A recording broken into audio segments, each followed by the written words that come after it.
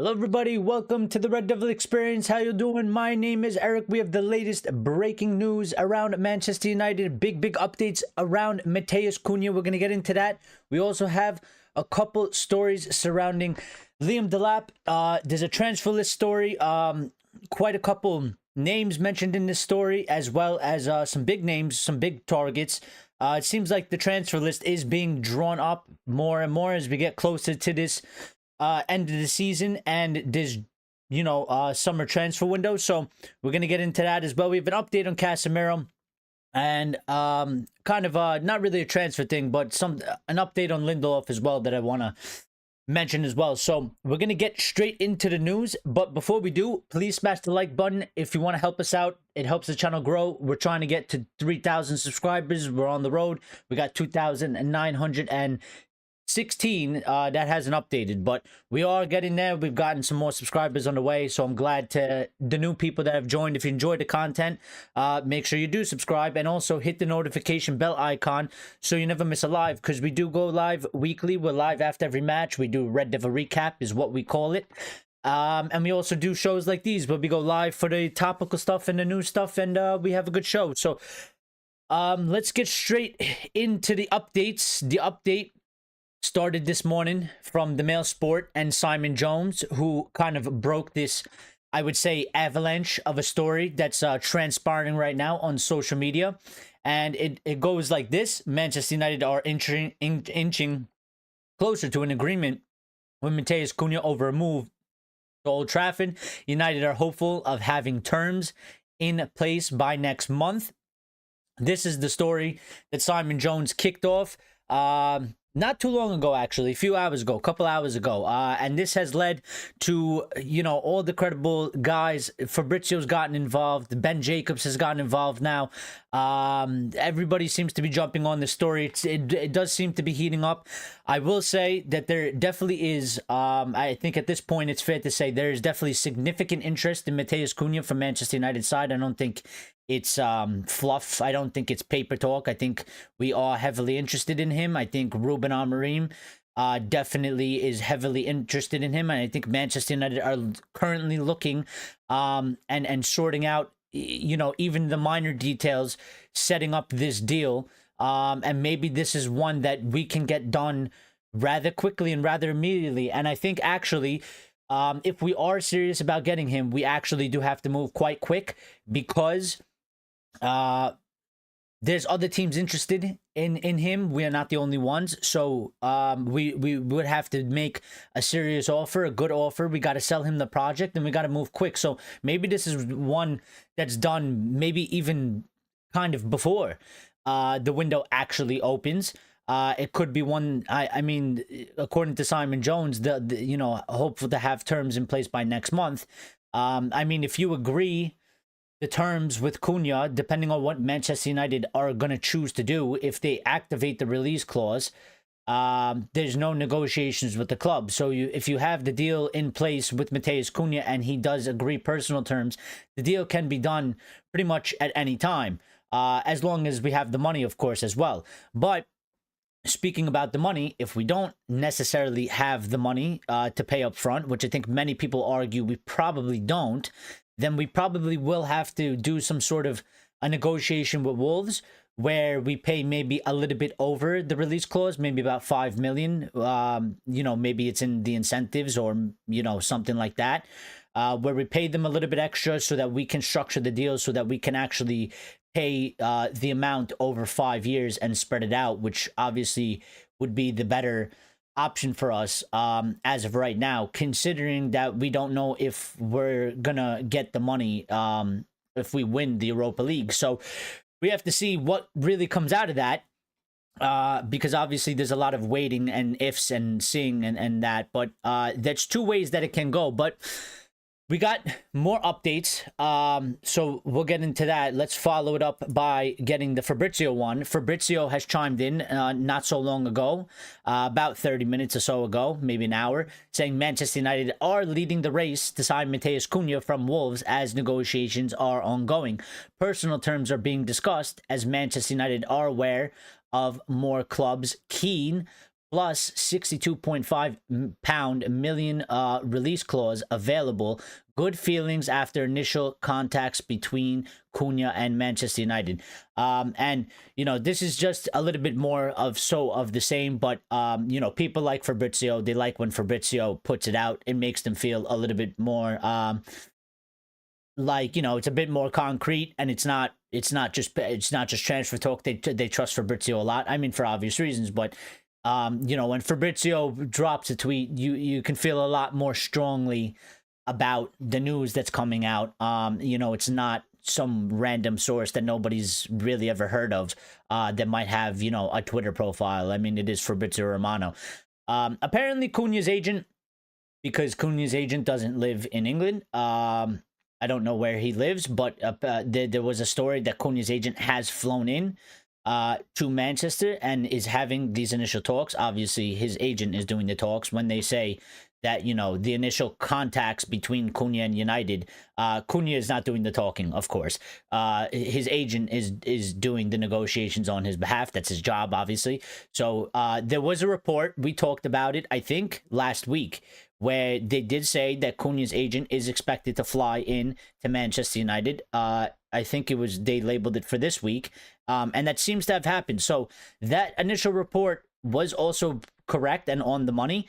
This is a deal, and this is a story that has been developing over the past couple months, since January, pretty much. And as we've gotten closer to summer and the end of the season, it's heating up more and more. And today it has kind of bursted a little bit with the news that we've gotten. It's been all pretty much about Cunha. There's been some other transfer stories as well, but these are pretty big updates surrounding this transfer. And I don't think there's no fire without smoke. And I would say there's definitely smoke at this point in time. So Almo is here. Almo saying, I'm very happy with Cunha. I think it will definitely be our first signing of the summer. And he also says, it also says that the team that are the closest rivals to us for the player is Newcastle. I'm not worried about them. Yeah, I'm not too worried about Newcastle either. I think because, I think we're taking a little bit of caution to the wind in that we're trusting all the reports that are being said. But what is being said initially is that it seems like Cunha has very strong feelings about Manchester United. Now, like, objectively, if you're not a fan of United and maybe you're just a neutral and you're looking at it, you might say to yourself, why the hell would Cunha want to go to United? I mean, look at them, look where they are. Teams like Newcastle are in a much better position. The obvious choice would be to go to a Newcastle. But again, I've said this many times and I fully do believe this. Footballers and people that live in the football world, they live in a very different world than us, the fans. They live in a bubble, and sometimes strange things happen. You can't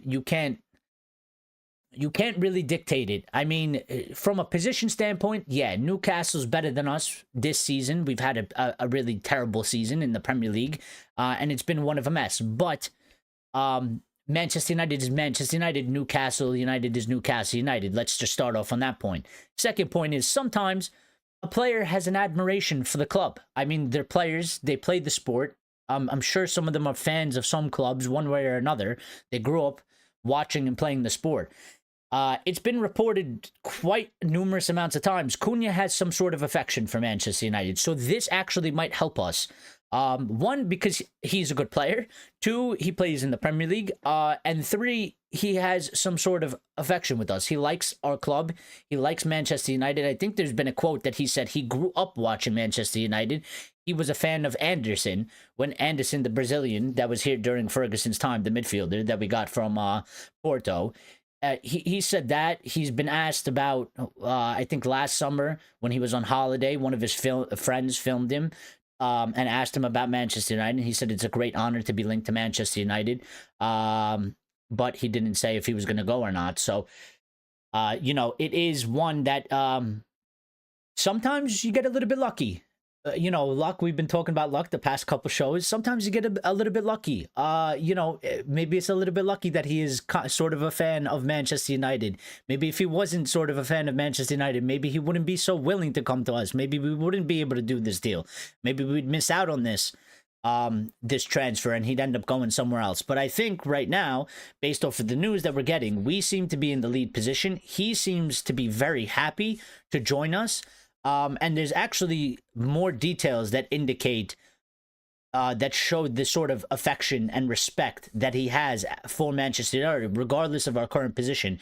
He respects the history and just the stature of what Manchester United actually is. So almost says he's the quality we need in that system we play. He fits like a glove. Hopefully we can get it done quickly. I do agree. I think he fits the system absolutely beautifully. And I think if we start off the window like this, I think it's number one in terms of optics for Manchester United and Ineos.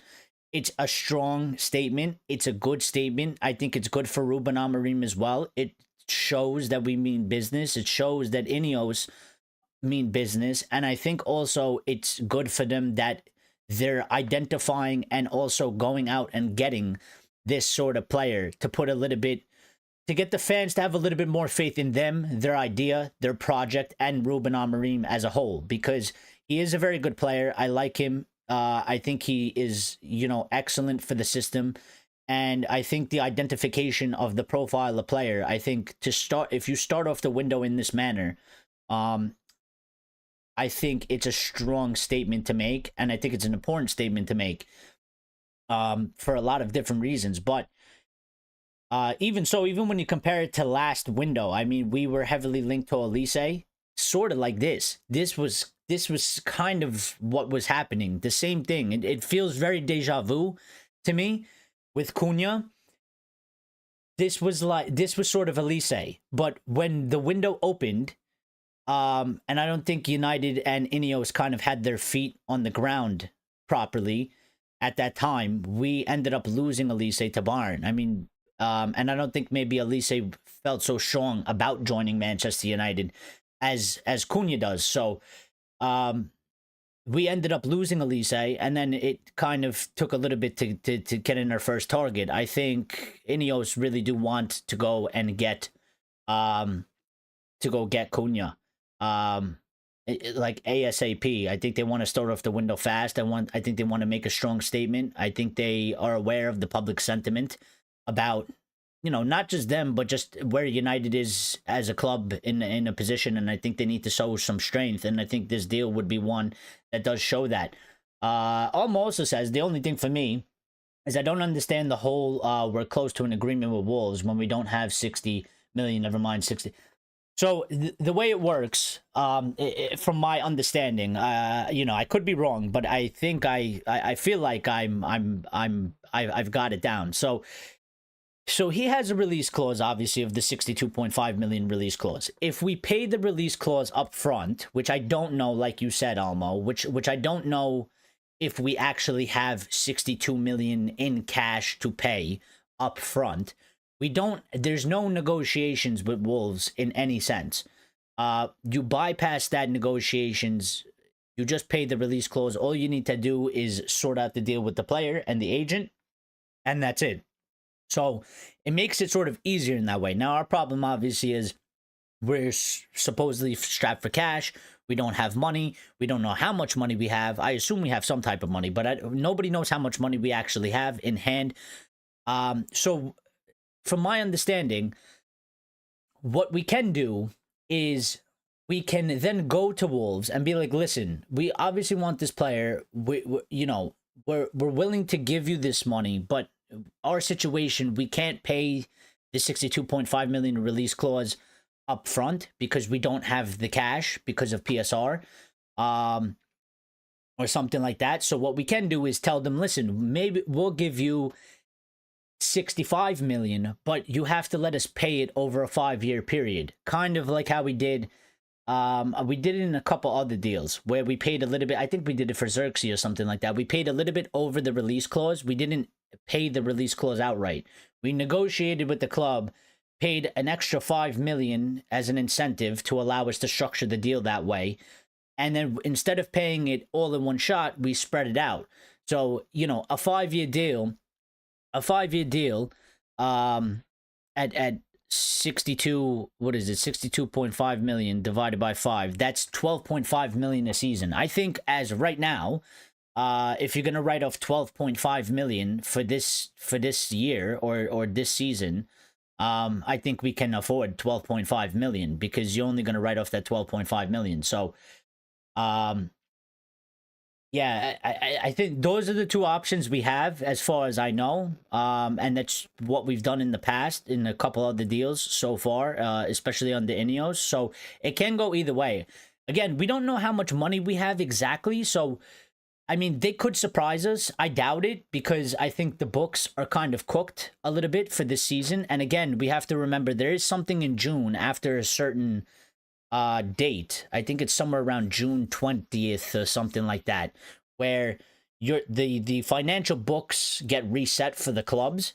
So so if you spend it now, it goes on this year's financial statements. But after that date in June, if you do the deal the day after that, it goes on the books for the next financial period, which then allows you to probably maneuver a little bit better.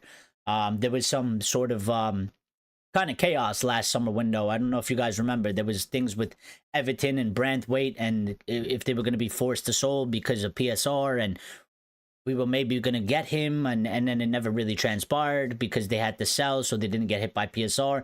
So there's something like that in there as well. Rajat says he doesn't want Cunha. And says, I can't be serious. No, we are serious. I mean, it's fine if you don't want Cunha, but, you know, you are in the minority, Rajat, in terms of the fan base. I will tell you that. The general sentiment and feeling around Cunha is that everybody really likes him. They think he's a good player. I shouldn't say everybody. Majority really like him. They think he's a good player. They think he's a good addition to the squad and to Ruben Amorim's system. And they think he will do very well. I disagree wholly that you say that Cunha is Nottingham level.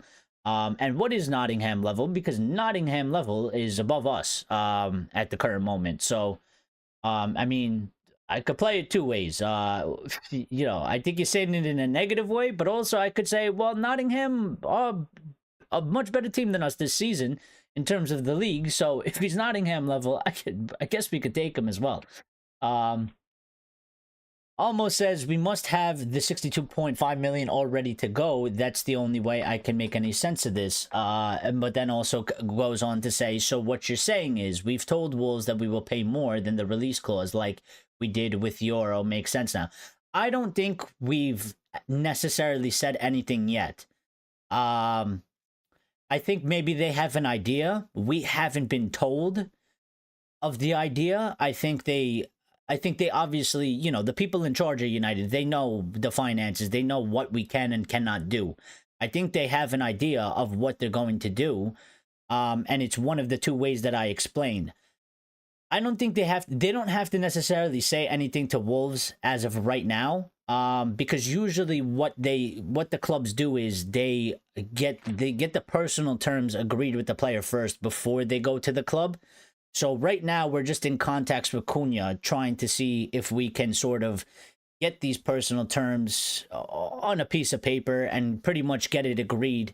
Once that green light is given, the next stage then goes, all right, you know, what is going to happen? Do we have the money to pay this up front? And if we don't, then now we must go to Wolves and we must now negotiate with Wolves. This is usually how they do it. They usually go to the player first because the clubs are usually the more pain in the ass to deal with, for the most part, when you do a transfer deal. So they get the player out of the way because it would be a waste of time if you negotiate with the club. And I think it's just a standard practice.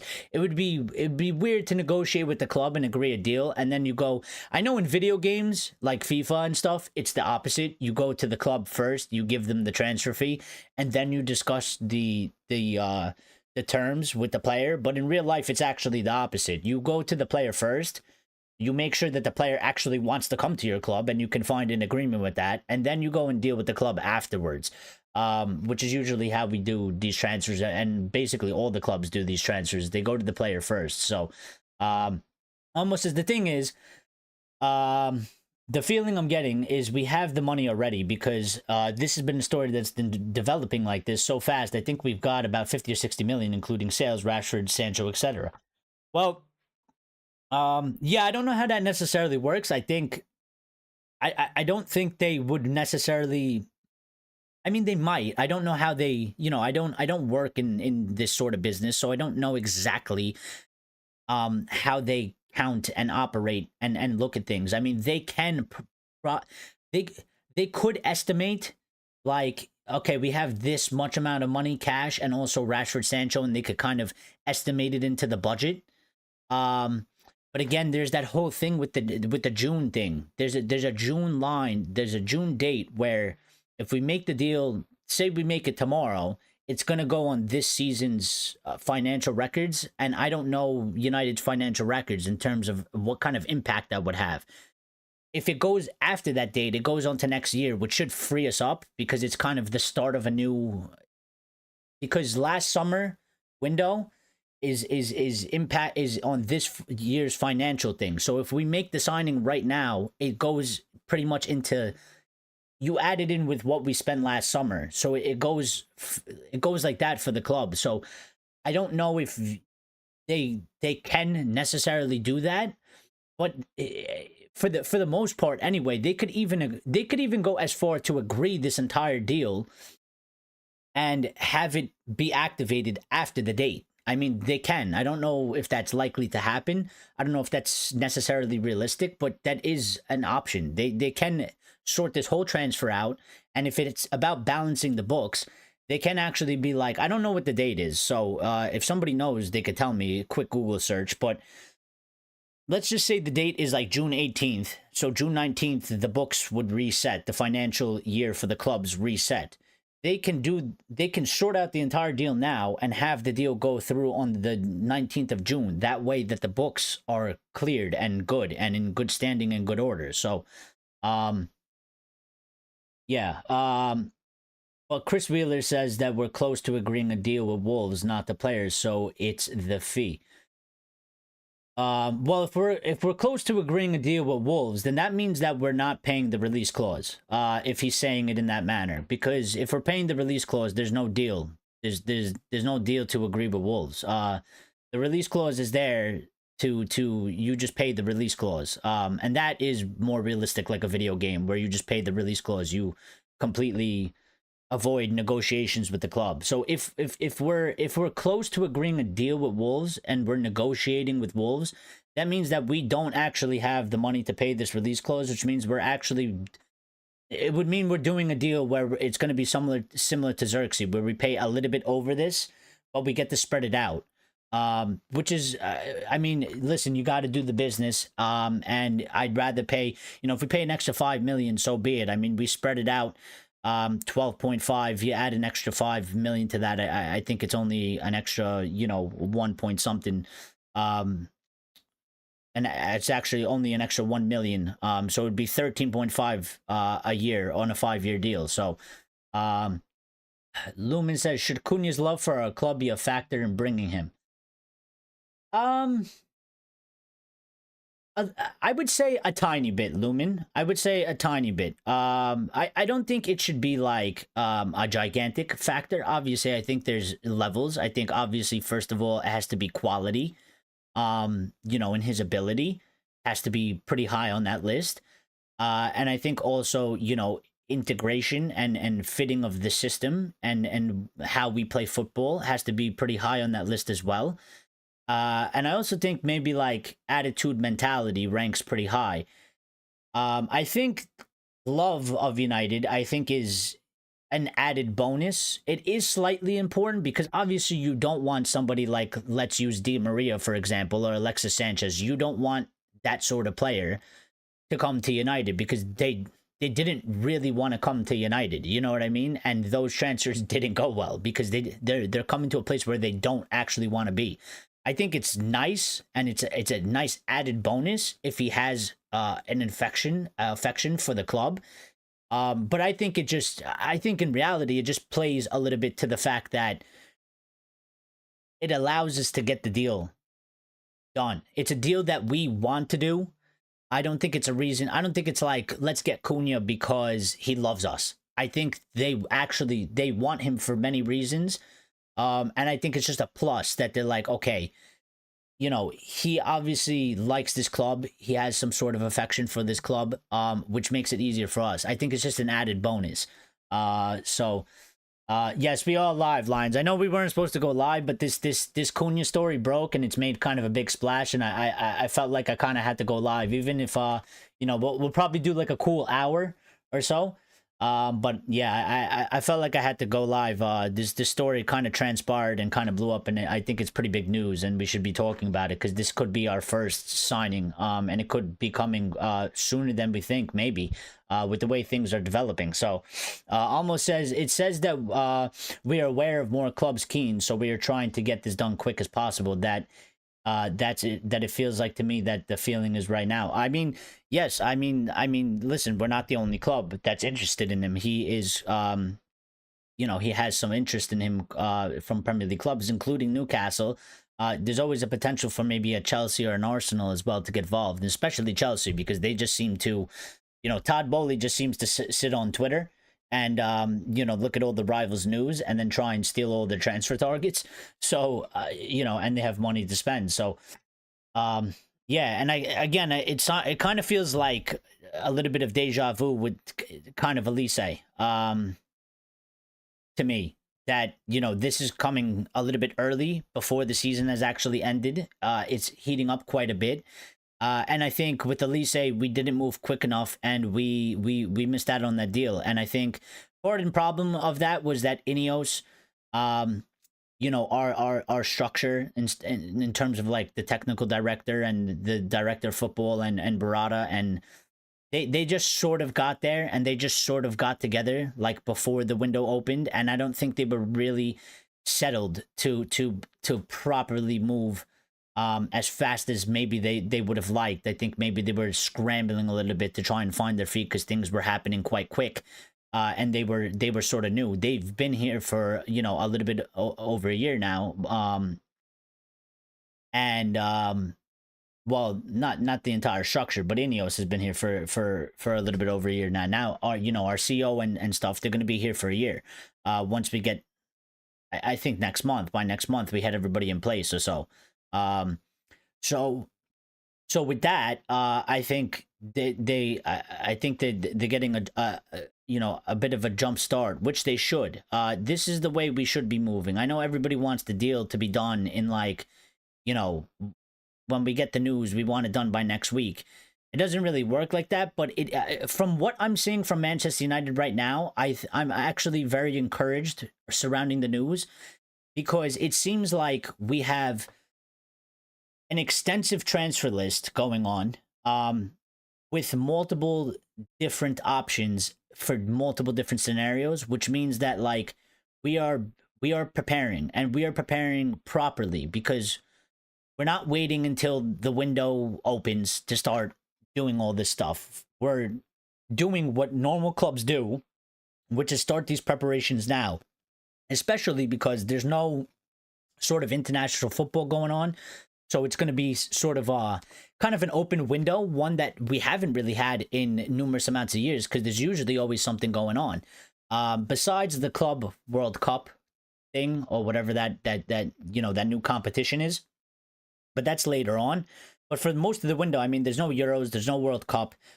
Usually that hinders progress. Last summer was kind of difficult because some players, they're going international. You can't really do deals for them. You have to wait for them to kind of exit the tournament, or the tournament to be over. So, yeah, I think this is, good. Yeah, I got a couple more updates. So, I got a couple more updates. I got one here. So that was Fabrizio. This is Ben Jacobs. Ben Jacobs saying Matheus Cunha open to Manchester United. This was right when I went live. Following a meeting between players' side and club, as reported last week, UCL next season is not a deal breaker for Cunha, who is keen to listen to long-term projects. However, it's an easier deal financially for Manchester United to pull off if they win the UEL. Nothing has changed from Wolves' perspective. They are expecting a Cunha exit and believe the 62.5 million clause is market value. They are yet to receive a formal approach. Cunha is a target for the number 10 position at Manchester United, as revealed by Alex Crook, and Nottingham Forest also hold an interest. Arsenal divided as to whether to enter the race. No move yet.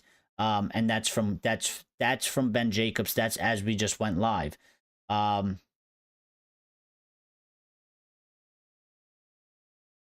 will look up Chris Wheeler. Let me see what he said. Chris.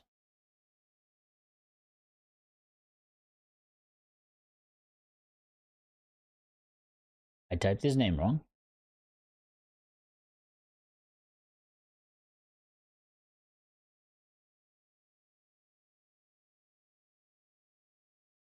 Chris Wheeler.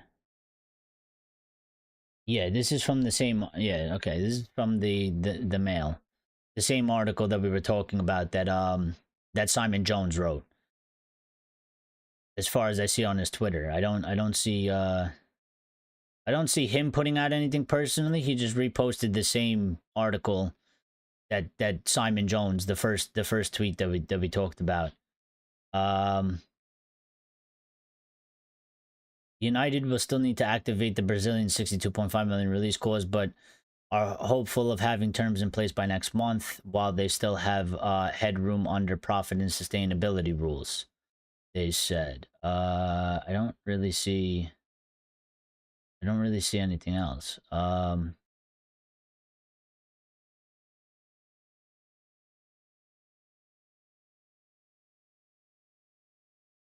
I haven't seen. I don't see that, Almo, but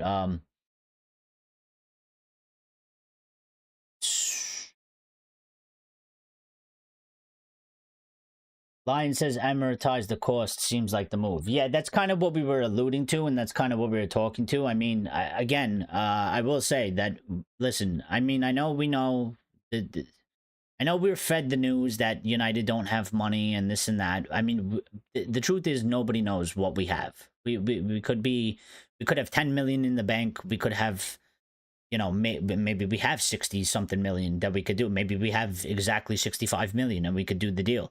Nobody knows what we exactly have. We're told we're broke. What does broke mean? Does broke mean we have 0? Does broke mean we have 30? Does broke mean we have 60? Because for us, 60 is still kind of broke when you talk about Manchester United.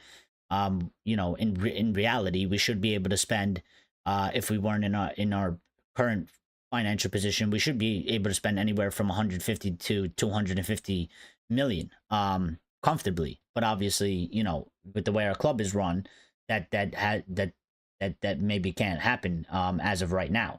So those are the two options. Amortize, which probably would fit a better situation for us if we actually, don't have any money at all. But maybe we do have a little bit of money, and maybe they want to get this deal done and over the line. It's interesting that they say for next month, though. So for me, it seems like, I don't know, because they're talking about to get the terms agreed by next month. I mean, next month would be May. The season is pretty much over at that point, and then we still have some time in between May to June when the window opens. So, I don't know. It's a bit interesting. I don't know what that actually is supposed to mean. If they do get it done by next month, when would the deal be announced? When would the deal go through? And how are we going to end up paying for this? These are the things that I think we're going to get a little bit more updates on as we're going on. Personally, I don't think Ben Jacobs is any good, but Chris Wheeler and Simon Jones are very reliable. No, Ben Jacobs is good too. Ben Jacobs is good too. He's pretty credible. So yeah, I think they're all kind of the same. They're all pretty good. Ben Jacobs Chris Wheeler, Simon Jones. They're pretty credible. There's obviously Laurie Whitwell is the one that's more credible. And There's one other guy, I can't remember his name. Them two are a little bit top tier in terms of English, and then Chris Wheeler, Simon Jones, and Ben Jacobs are good, but they're just a tier below, in my opinion, from what I've been dealing with over the past like couple years and following this sort of stuff. So he said we're close to an agreement with Wolves. Maybe we're just saying we don't have money, so we don't have teams rinse us. No one's really ever no one's really ever challenged that. Could be the case. I mean, it could be. I think it would be kind of shrewd if we did that. I could kind of see it. Again, we're not business. I mean, I'm not a business person. I don't know about you guys, but I mean, most of the fans, we're not, business people. We don't operate in these spaces. So we just operate from a place of sort of common sense, I guess. That thought has popped into my mind, Almo. When Sir Jim said it, I think it was a little bit of PR from his standpoint instead of like for the fact of like, when he said that we were going to go bust. I think he was trying to gain a little bit of sympathy from the fans for making the cuts. But also it could have been kind of a double play to be like, well, the co-owner or part owner of Manchester United, he went in an interview. He said that they don't really got money. So, but again, United have to do deals. So when they go into these negotiations, like teams would be like, they try to rinse us and they're like, bro, we don't have like money like that. So we're willing to do a deal, but work with us, like help us out here. Like, don't be unreasonable. And maybe they use that as a little bit of a leveraging tool as well. I don't know. I don't know how likely that is, but I mean, it could be something like that. I don't think it's far-fetched to maybe think of that. It could just be a tactic. Yeah. I also do like the Lyon player at the 10 also. Cherky, I think you talking about Cherky. Poll, please. Delap, Cunha, or Osimhen and Cherky. Okay, we will poll. We will poll. Make sure you smash that like button. Now I gotta get rid of my like button poll. I will poll. But you give me a second and nobody go anywhere. We're gonna have some silence. Poll.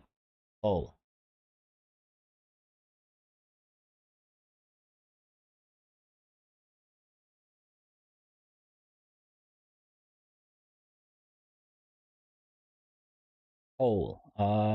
Where is this? This is when you figure out if you're a good multitasker or not. Which I don't think I am. Osimhen.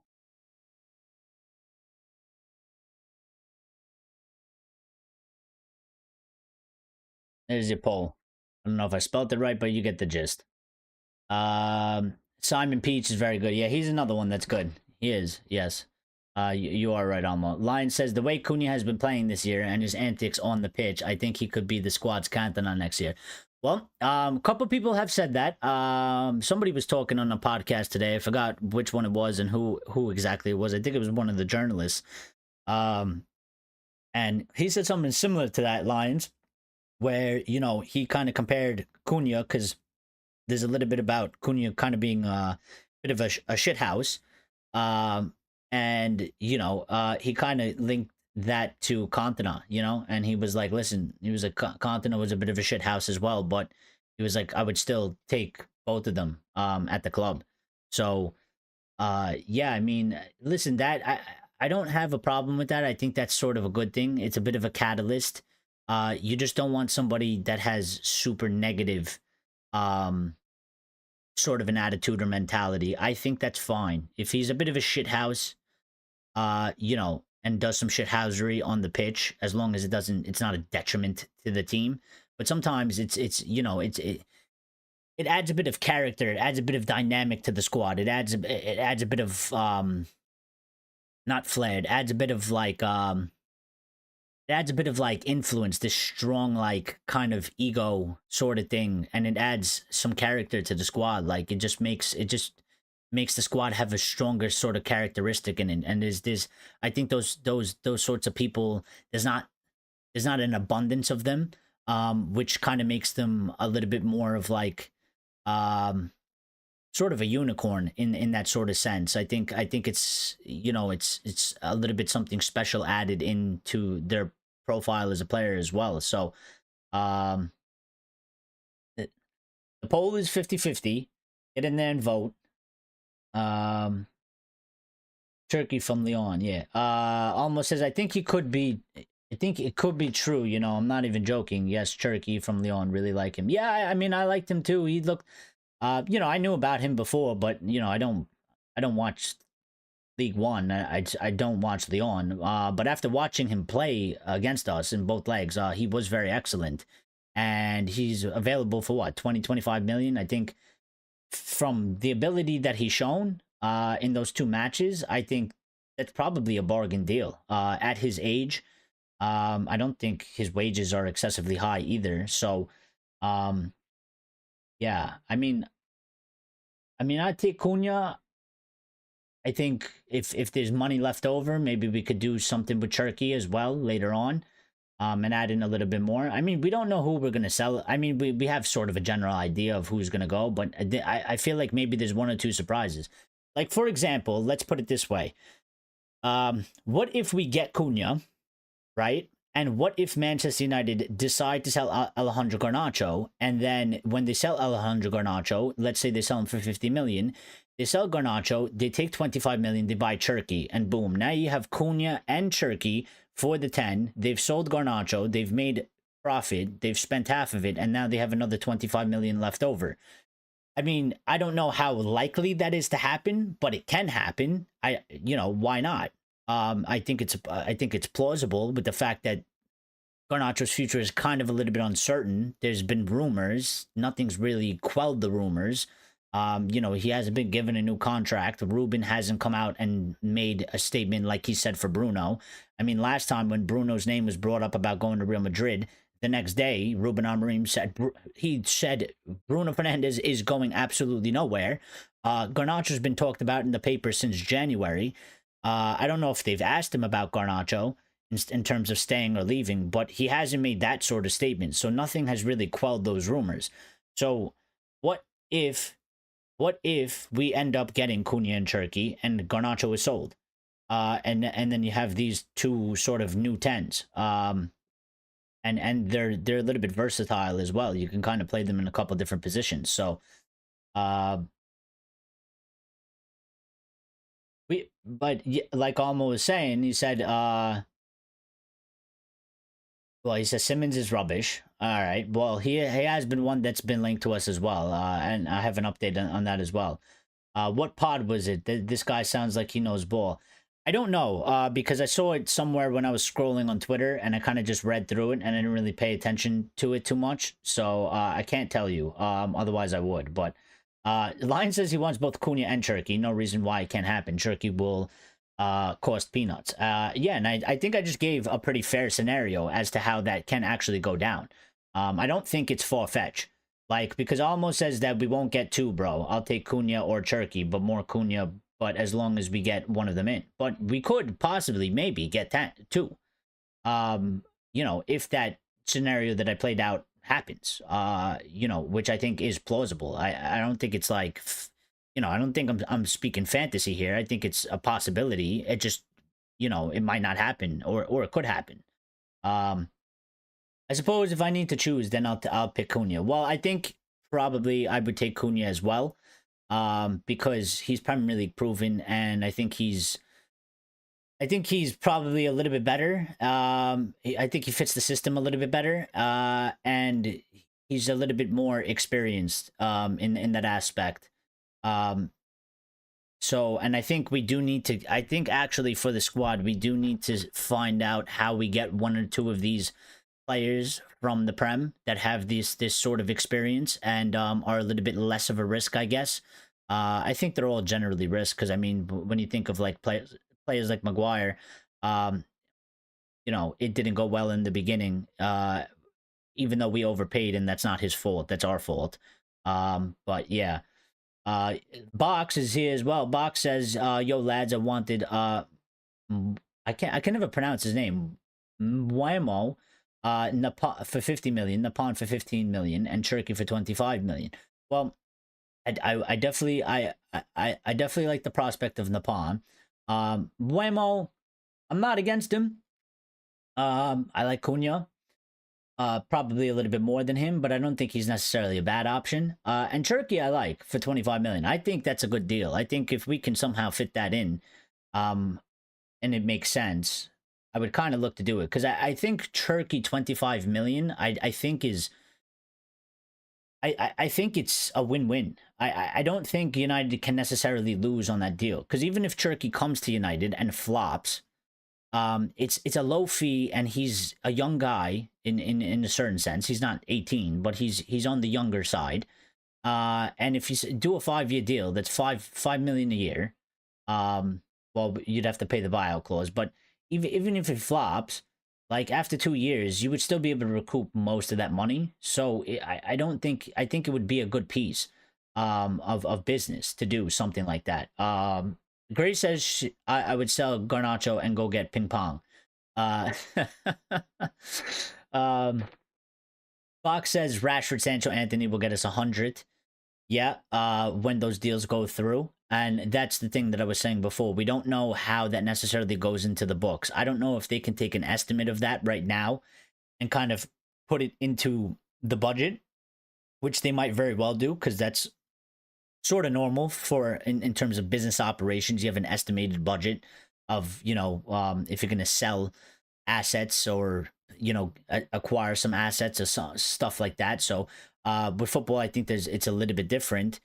Maybe a little bit similar, but a little bit different because again, someone please, if you can, do a Google search. Where does the date in June? There's something for PSR where after a certain day in June, the financial year resets for the clubs, and it has a big impact. Because I think that's pretty important. Surrounding this deal. Temesgin in here again, saying he wants Cunha. He's changed it. He's changed that. I remember what you said last time, Temesgin. He's changed it now. He said he wants Cunha, but he's kept Kirkez and Ederson and Araujo and Nico Williams, and he's added Osimhen now in there. He's added Cunha and Osimhen in there, and he says to United is better for next year. Well, I mean, that would be a very, very good window. I don't know if we're going to do all those deals necessarily with those players. You know what I mean? But it would fit my bill of getting at least minimum of 5 players. And I think those are all pretty good quality players. I can't see us getting Kirkez and... wait. Oh, no, I was thinking of somebody else. All right, never mind. I was going to say Kirkez and Nico Williams. I was thinking of a different player. I think that might be a little bit over our budget though, because Cunha 62 million, Kirkez probably going to go for a good fee. Ederson, decent fee. Araujo don't know much. Nico Williams probably has some sort of a buyout clause or something, and Osimhen is going to cost you a good amount of money as well. So that probably would be a bit tough, but I mean it would be an excellent window. I would maybe swap one player out in a certain position and get maybe a different position, but. I mean, yeah, that would be a good list. If you're looking it over, at the end of August. Alma says, the way I feel about Garnacho, not good enough. I'll take you 60 million and run. Well, I mean, I'm just saying, some people they want him to stay, they want to keep him, they think we can develop him a little bit more, and some people they've made up their mind and they don't want him anymore, or they've seen enough, and they wouldn't. They don't care to sell him or not. So, I mean, it's up to the club. It's up to United. It's up to what they deem best. And obviously involving Ruben Amorim, it's up to them. I'm going to trust them on their judgment. I feel a little bit indifferent to it. I can understand a little bit more now that, Garnacho does kind of not really fit the way we're playing in this system, and he's frustrating a lot at times. I still like the kid. I still think the kid has talent in him. I know he's young, and I know he can develop and become better than what he is right now. So I'm a little bit indifferent. Part of me, I can say it makes sense if we sell him and we do some sort of a deal, like maybe I mentioned, like you get a Turkey as his replacement. Part of me is like, well, I kind of want to I kind of want to see his development a little bit more through, and it feels a little bit ununited to me to get rid of a player with that sort of quality.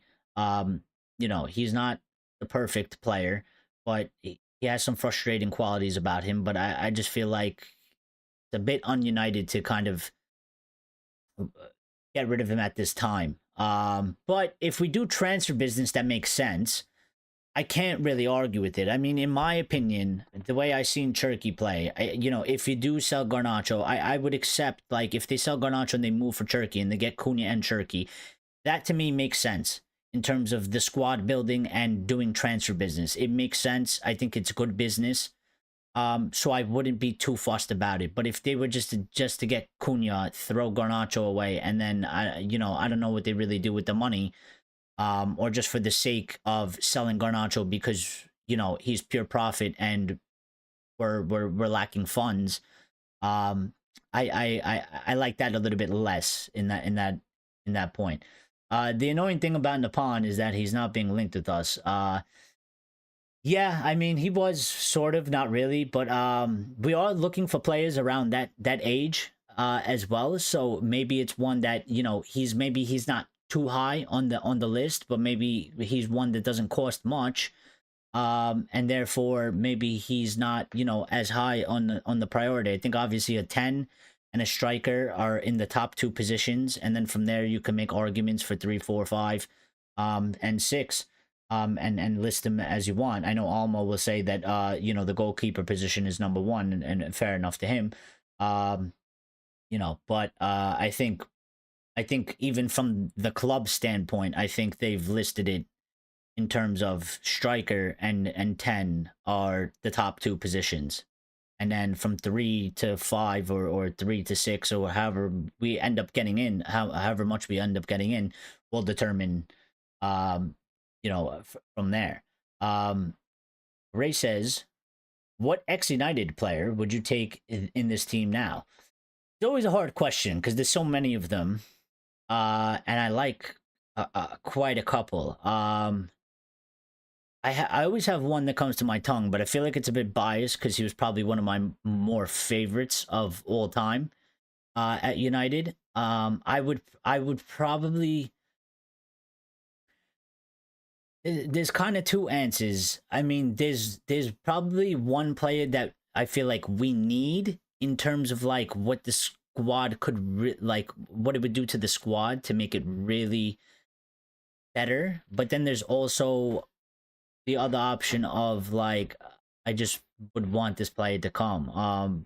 The one player that always comes to my mind is Wayne Rooney.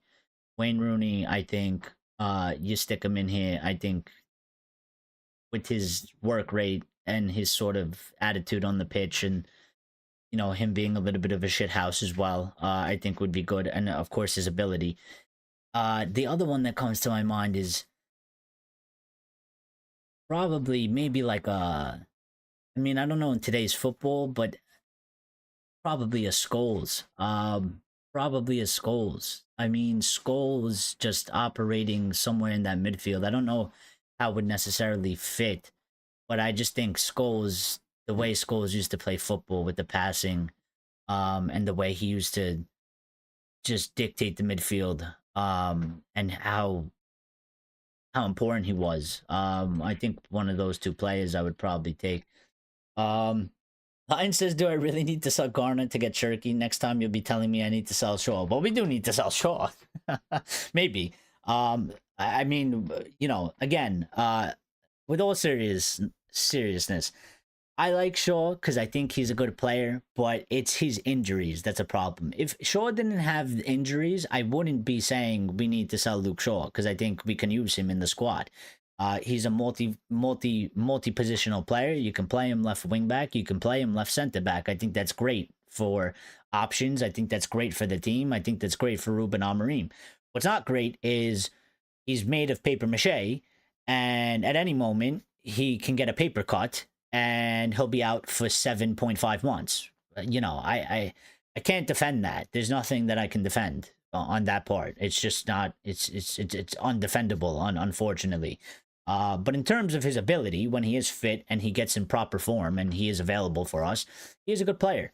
And he's one that I think he has enough ability for us to use. But I just don't, I don't trust him. I don't trust him, and I can't rely on him. So, is it almost says it is possible, but I don't think we'll get both of them. I do believe that we'll get one of them. Well, I think we're definitely going to get one for sure. I think we're going to get a 10 regardless. I think we need the, I think the 10 is the 10. We need the 10 for sure. So I think we will get one. It seems like Cunha is the one right now based on these stories. But it's still very early. And it's going to be a long window coming up. Daily news and all that stuff. So let's see where it takes us. And hopefully we get some good news. Hopefully we get a here we go sooner. Maybe we get it sooner than we think. We might actually get it, which would actually be very good and very exciting.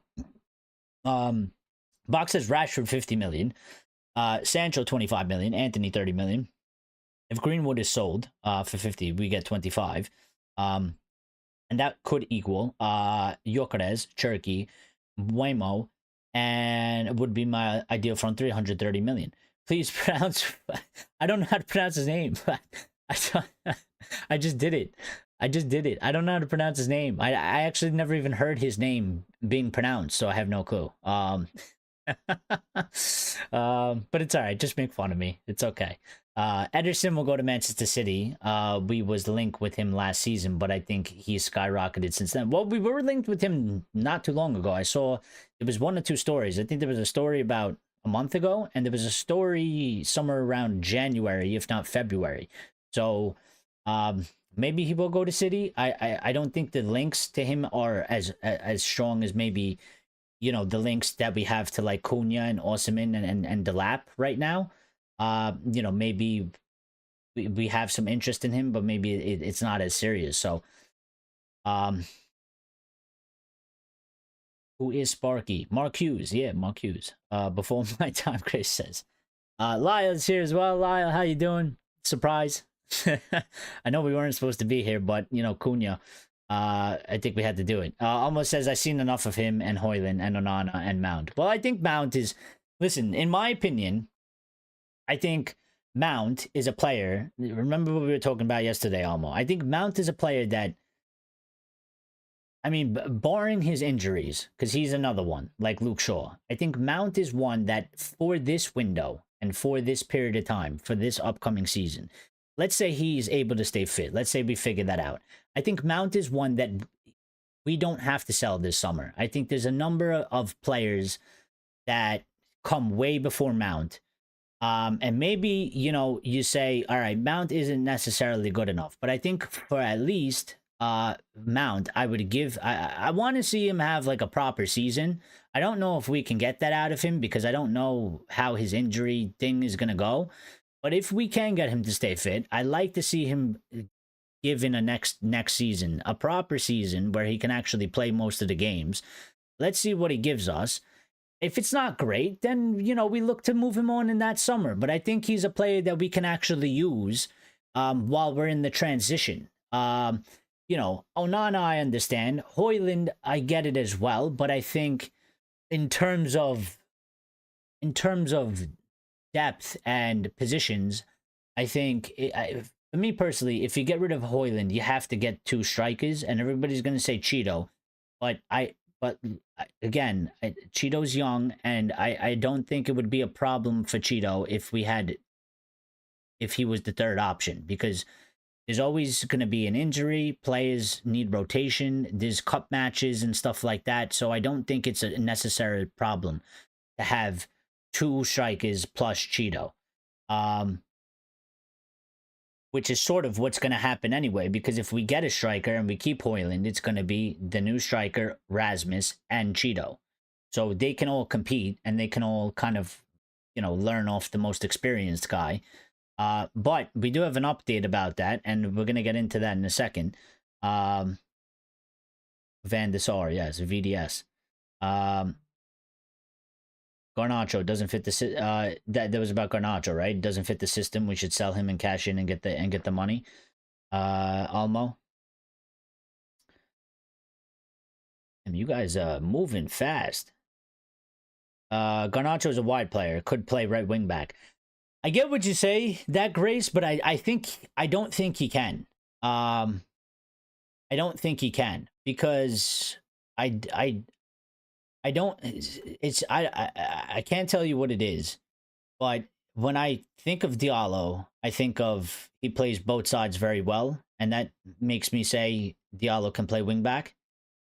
When I think of Garnacho, I just don't have the same feeling about it. It's not that he doesn't necessarily track back. I just don't think he's not as impactful defensively as Ahmad does. Ahmad is actually very good at tackling. He's actually decently good at defending. For somebody that's supposed to be an attacking player, a forward, I think Ahmad is actually very good at playing defense, whereas I think Garnacho is not. And I don't think I think Amarim kind of feels the same way, because I don't think we're ever going to see Garnacho as a wing back. I don't think he'll have him there, because I don't think he likes the sort of defensive job that he would be providing. Not because he doesn't try, but I just don't think I don't think it's the qualities that he wants necessarily. I think he wants somebody more like Diallo, and I just don't think Garnacho is like Diallo in that sense. So for me, the way I see it right now, I could be wrong, but the way I kind of view it is that Garnacho only has one position that he can actually play, and that Ruben's willing to play him, and that's 10. And he's sort of struggled there, and it's been a little bit hot and cold, because he does good driving with the ball and going forward and stuff like that, but again, very frustrating because he's super selfish, and he doesn't always make the correct decisions. Now, again, in the Wolves match, he did better than in the Lyon match in terms of creating some chances and actually passing the ball. In fact, even in the Lyon match, the first goal we scored came from him, because he actually did what he's supposed to do as a number 10, and he passed the ball and didn't shoot from a 15-degree angle, from a ridiculous angle. And he passed it like he was supposed to, and we scored from it. We scored a good team goal. That first goal that we scored in the second leg was a good team goal. And we need to see more of that. But after that, he went into, Cristiano Ronaldo Jr. mode and started just doing his own thing, which he can't be doing. So I'm willing to give and get behind Højlund one more season. Yeah, I think there's no problem if Højlund stays and just plays the kind of the backup role for next season, and let's see what we get out of him. Maybe he improves on this season, which I think is a low bar because it's been quite awful for him. But a season can change things. So I don't think anybody's advocating that we don't need a striker and that Rasmus will be fine next season in terms of leading the line. I think everybody's always said that Rasmus should never have been the one to lead the line in the first place. And for that fact, I'm willing to give him a little bit of leeway and say, you can stay here. We don't have to sell you. I'm not going to scream and shout to get him out of my club. Just take a bit of a back seat and let's see what you give us. And fight for your right to stay here. And show us you got something. And if you can do that next season, then, we'll think about the future going forward. But if it's a failure, then, I don't think anybody can have any complaints after the third season if it goes horribly wrong once again. Sort of like an Anthony in a way,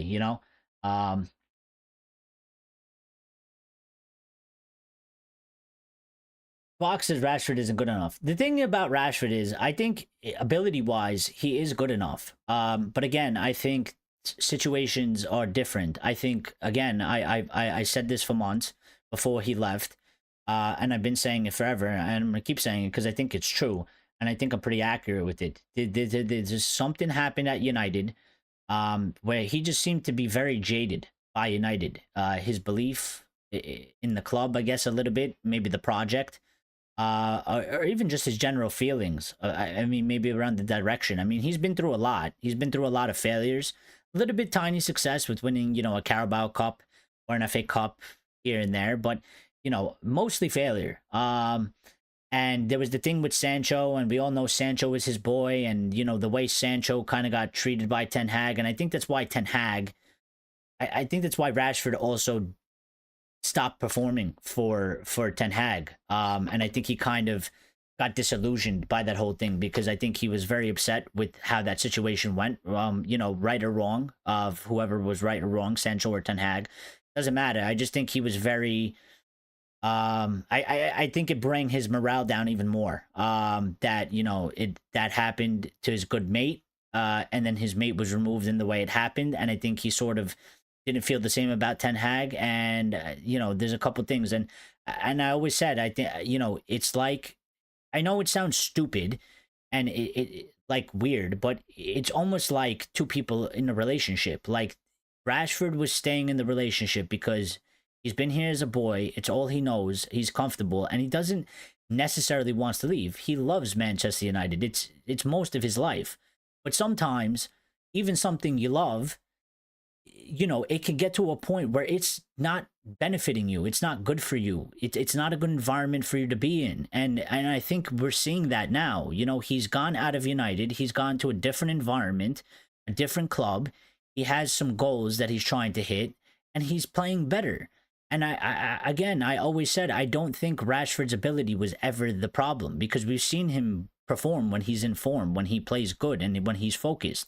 It just seemed like his mentality and attitude was shot for whatever X amount of reasons that happened at the club. So I just think that I just think that at this point it's kind of like you got in the relationship, you've had a break, you started seeing other people, and then there's that thing of like, I kind of miss my ex. Should I go back? And the answer is always no, you shouldn't, because it never works. It 99.9% of the time, it doesn't work out well. So I think for him and for us, both situations, I say that wholeheartedly. I think it's best if we just move on, which I think we kind of already have. So Sancho is gone. Yeah, Sancho is gone. The manager doesn't like Rashford. That's the only problem. Well, I don't think, yeah. But he doesn't like him either. And again, I think that's part because I feel like, you know, it's a little bit unfair for me to say, but my general feeling about it is, based off of Ruben Amorim's comments, is it kind of seemed like because Marcus had that sort of mentality and attitude going on, it seemed like it was affecting his performances in training, and maybe he was going through the motions a little bit, and Ruben Amorim doesn't really accept that. Also, Rashford's a little bit, I mean, at United, he was a little bit of a selfish player as well, a little bit similar to Garnacho, and Amorim doesn't like that either. So, you know, bring back Di Maria and Alexis Sanchez. I mean, we'll take Alexis Sanchez back, but he has to bring the dogs and he has to bring the piano. He's got to bring the piano. If he doesn't bring the piano, there's no deal. Rashford has been very poor for us for a long time. I mean, 2 seasons. You know, 3 seasons ago, he had the best season he's ever had in his entire career. And sky was the limit, and it all came crashing down. He is on a very big wage as well, which we would need him to perform. It's pronounced Mbummo. Mbummo.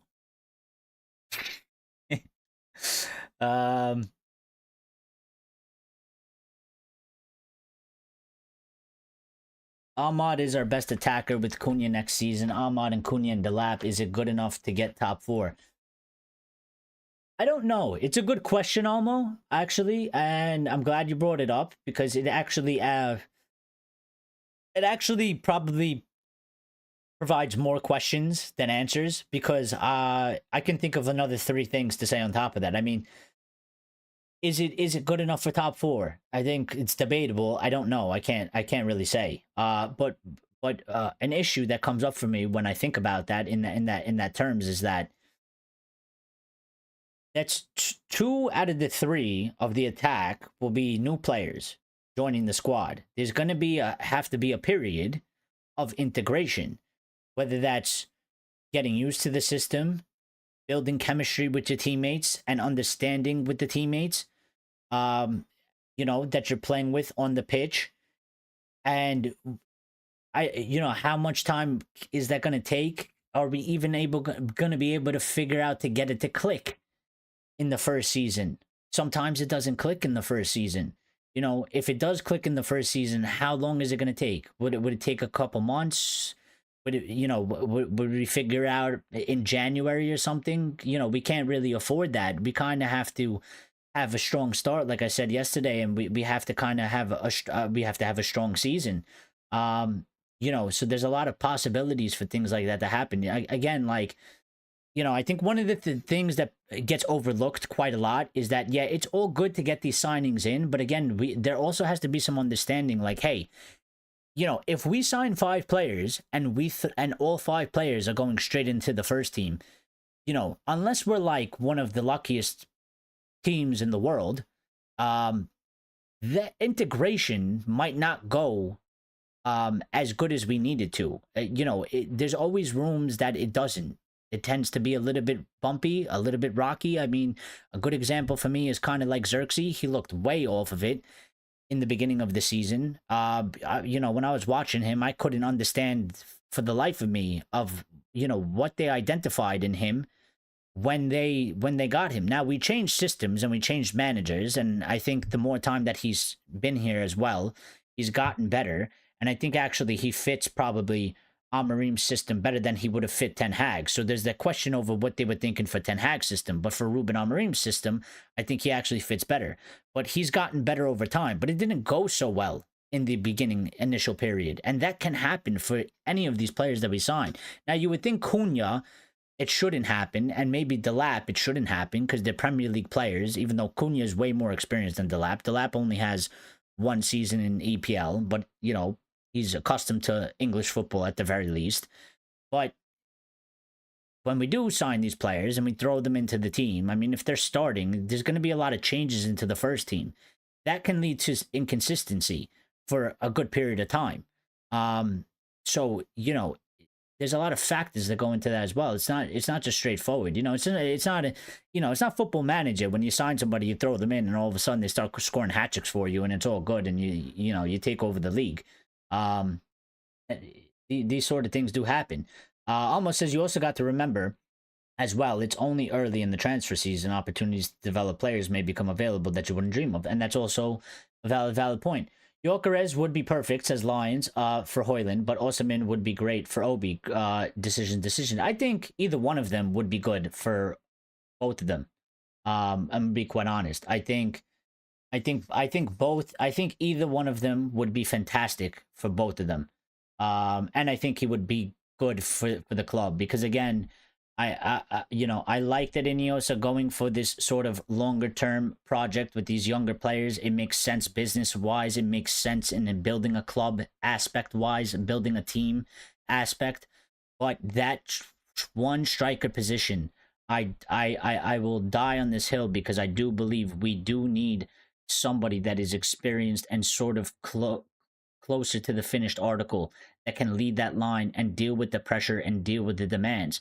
And while I think Delap is a good player, Delap concerns me with the lack of experience and his young age, compared to Osimhen or Gyökeres. So I don't know. Almost says I'm also screwed on to remember that nobody is going to buy Mount or Shaw. Well, Shaw for sure. I think Mount probably not either. But I mean, I think I think with Mount, I think if we can get him to stay fit, I think he can be a very useful player. You know, I'm not going to say he's world class, best in position, you know, and stuff like that because it's yet to be seen. I mean, the guy's barely played for us. It's hard to really kind of judge his time at United. He's barely played. But I think, again, when I think in terms of the squad players we have, and I think in terms of periods, I think Mount is a player that you keep for this next going season and see how it goes. And if it goes bad, then that's a player you look to move on for the next summer. I think there's quite a number of players that must go this summer. And we could name probably 7 to 10 of them before we even get to really Mount. So who said bring back Di Maria and Sancho? You know who said that. Carlos Tevez is available. You know what? I don't really like Tevez. I don't like Tevez. I needed a sip of water. I don't really like Tevez. I don't know. I see United fans, they always celebrate that front three of Ronaldo, Rooney, and Tevez. I lost big respect for Tevez when he went to City. In the way he did it and the way he behaved afterwards. Now, I know he had a thing with Sir Alex and whatever, and I guess maybe some people don't blame him for that. But to me, I when Tevez did that, I lost all respect for him. So I don't like to talk about Tevez. I don't, I liked him when he was with us. I thought he was a fantastic player. But for me, I can never I can't even consider Tevez a legend in any sort of sense. For a club because the way he went to City, I lost all respect for him. So I don't even regard him as like one of the true United players. I don't. Maybe I'm the only one who thinks that. Maybe I'm wrong for that, but that's just how I feel. I've always felt. I never really liked that he did that. Almost says the thing is, it's not FIFA. We signed a goalkeeper. It'll probably taken about a season to adjust.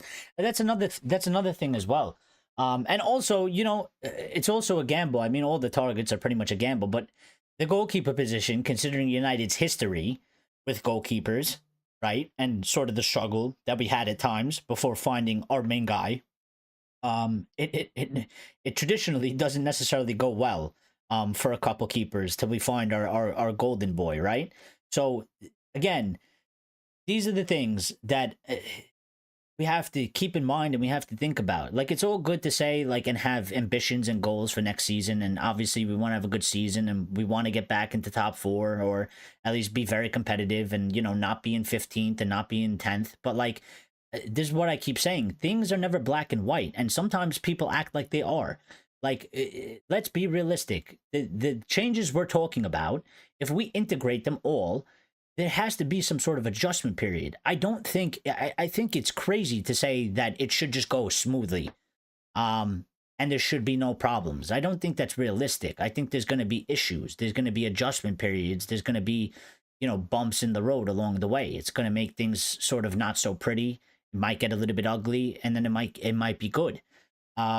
These are all factors. This is why I'm trying to give the manager time, because I think like we're trying to assassinate our manager for no reason when the guy like hasn't even gotten a proper amount of time. I mean, the situation that he's come into now, plus what's coming up with the transfers, with the fact that, okay, we say we don't have the personnel. We got to get new players. All right, get new players. When we get new players, you still have to integrate them. They still take some time to get up to speed. They have to learn the system. They have to learn their teammates. These things don't happen overnight. And we have a season to play. And we have to get performances. So, it's not a straightforward job. I mean, I don't know why people... And that's why I don't agree with the sort of hate that he gets. You can criticize him if he makes mistakes or he does something. You can say, I don't agree with it. I don't like it. I don't think he should have done that. I disagree with that. But the assassination attempt to try and kill this guy before he even has a chance to actually put together his plan, idea, and philosophy for this club and actually have a go to try and succeed, to me is insane. Like, we're just doing self-harm. I can't really wrap my head around it. Because I think he needs time, and the team needs time. And regardless of if it's him or if it's a different manager, because I really don't give a shit. It's not about him. I'm not a Ruben Amorim fanboy. I don't have a poster of Ruben Amorim. I didn't. Ruben Amorim wasn't my top 3 targets when they said that Ten Hag was going to get sacked in the summer. It's just about giving the guy time. It could have been anybody besides Gareth Southgate. He's not allowed to get time, but anybody else, pretty much, they got to get time. They got to get time for things to happen. Now, obviously, along the way, you got to show us something, a little bit progression here, there, some positive stuff. All right, like, these things need work, but we're doing good in this aspect. You got to show us something. It can't just be nothing. But to get to where we want to go, it's a journey. It's a story. It's a process. It's going to take time to get there, and you have to take steps by steps. We're not taking these big leaps. It's never gonna happen. Not from the position that we're in. Lyle says United changed the reveal game with that piano. That fucking piano. That piano costed more than the fucking. The piano costed more than our signings. That was the most expensive piano ever.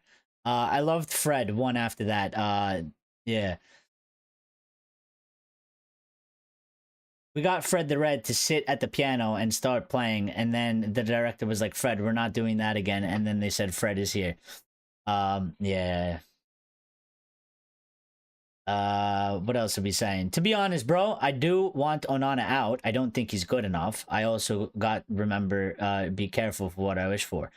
Yeah, I mean, but that's, that's also something as well that we should keep in mind at times too, right? The grass isn't always greener on the other side. And listen, again, Almo, I don't disagree with you. And I don't think most people disagree with you. Now, somebody might have a little bit faith in Onana, and they might want him to,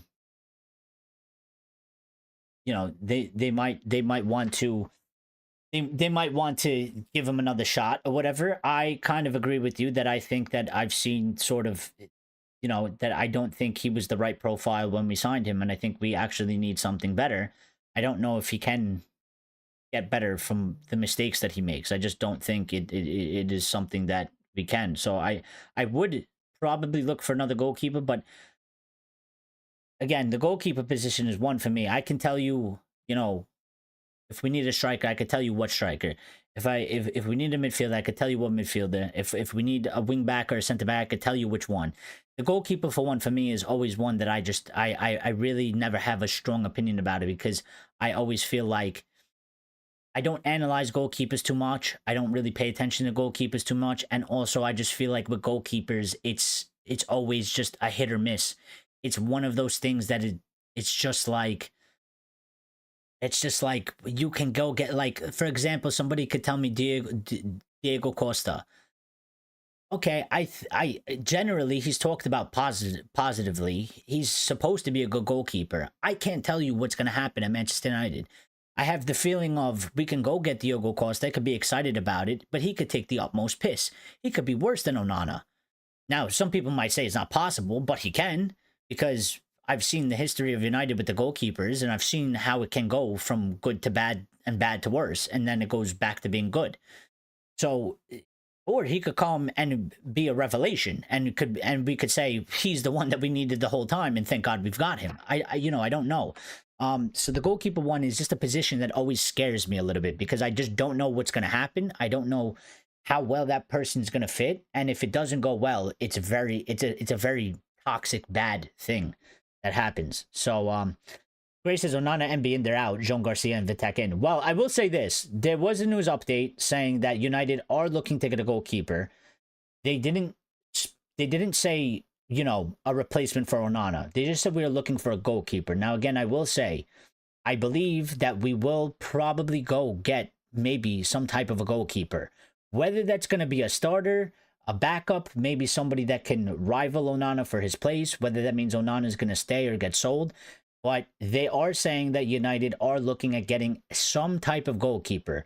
So my indication would be, at the very least, if Onana doesn't get sold, Binder will be the one to go, and we will have Onana and another guy fighting it out for that first spot. And I guess it depends who that guy is, because if he plays very, very well, he could very well end up taking the starting spot at some point. I kind of linking the situation kind of to like Raya at Arsenal with Arteta. I mean, if they get somebody on that sort of level with that sort of quality that can actually challenge Onana for the number one spot, I think there's always a possibility that somewhere in the point of the season, that guy can end up being the number one, which would lead to Onana then being sold, whether that would be in January or the following summer, if he doesn't get sold this summer. So if Southgate really wants to join us, he can clean the toilets. I mean, we could just get him to clean the kits and stuff. I think he takes very good care of his waistcoats, so he should be able to, take care of especially in the winter, you know, when we wear those jackets and stuff, he could take care of those. He has experience there. I think he would be a good choice for that. Garcia's 25-30 million euro release clause. Almost says Lunin, which, yes, I know about him. I want to replace Onana, but I don't really want to be all summer negotiating with Real Madrid because they are bastards. Well, I don't know. I think Real Madrid actually... United and Real Madrid actually have a pretty good relationship. So I think if we were to have to negotiate with Real Madrid, I actually think that I don't think it would take an all summer sort of thing. Maybe in general they're bastards, but from my understanding and from the way I kind of see things and feel about things, I think United and Madrid actually have a very good relationship with each other. So I don't think it would be as bad.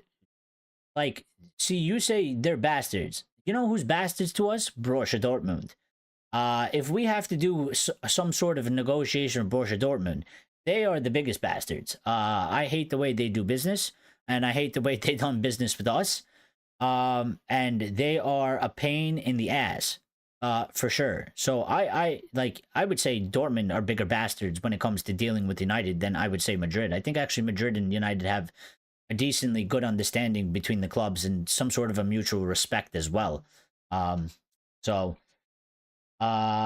think it's going to be frustrating enough without negotiating with Madrid. Well, you know, if they don't want to let him go, that would, you know, that's another story as well. So, Lions has been wanting Garcia for months at United. Ray says Southgate can clean my husband's boots. We don't have a good relationship with Madrid. I don't agree with that. I do. We've done some deals with Madrid, and I think there's actually a mutual respect. Now, I know Sir Jim is in charge, so I don't know, you know, Perez, I don't know how he gets on with, per se, Sir Jim, but in the past, I think we've done some pretty decent deals between each other. I mean, and they have they have mutual respect for sure. You know, maybe not the fans. When you do fans to fans, that might be a different story. But I think heads of the club, like Perez, and, you know, whoever's running Manchester United, you know, at one point, like Sir Alex was there. I think it's actually pretty decent relationship. Rajat's he's not Cunha in. Well, I did have one more update or two more updates on Cunha. So one of the things, this came from somebody that was trying to provide a little bit more insight. We'll take it with a little bit of grain of salt because I don't know necessarily where it came from, but I know the person that put this out, and they themselves are trustworthy. I just don't know where they got this information from, and they didn't tell us. So take it with a grain of salt, but they said what they've been told about this Cunha deal is the only obstacle to Cunha, the deal for Cunha is United's available funds. Without UCL qualification, United must sell to afford 62 million clause. So that goes into what we were talking about earlier. Cunha prefers United, but wants to move sorted by July. So we have to move kind of quick in that way as well. Delay in sales could open the door for other interested clubs like Newcastle, as Cunha wants out of Wolves and won't wait all summer, which is fair enough. Again, I think that's similar to Elise. And I think that's a problem that we had. I don't think we were ready with the money. And I don't think Elise wanted to sit around and wait for most of the summer.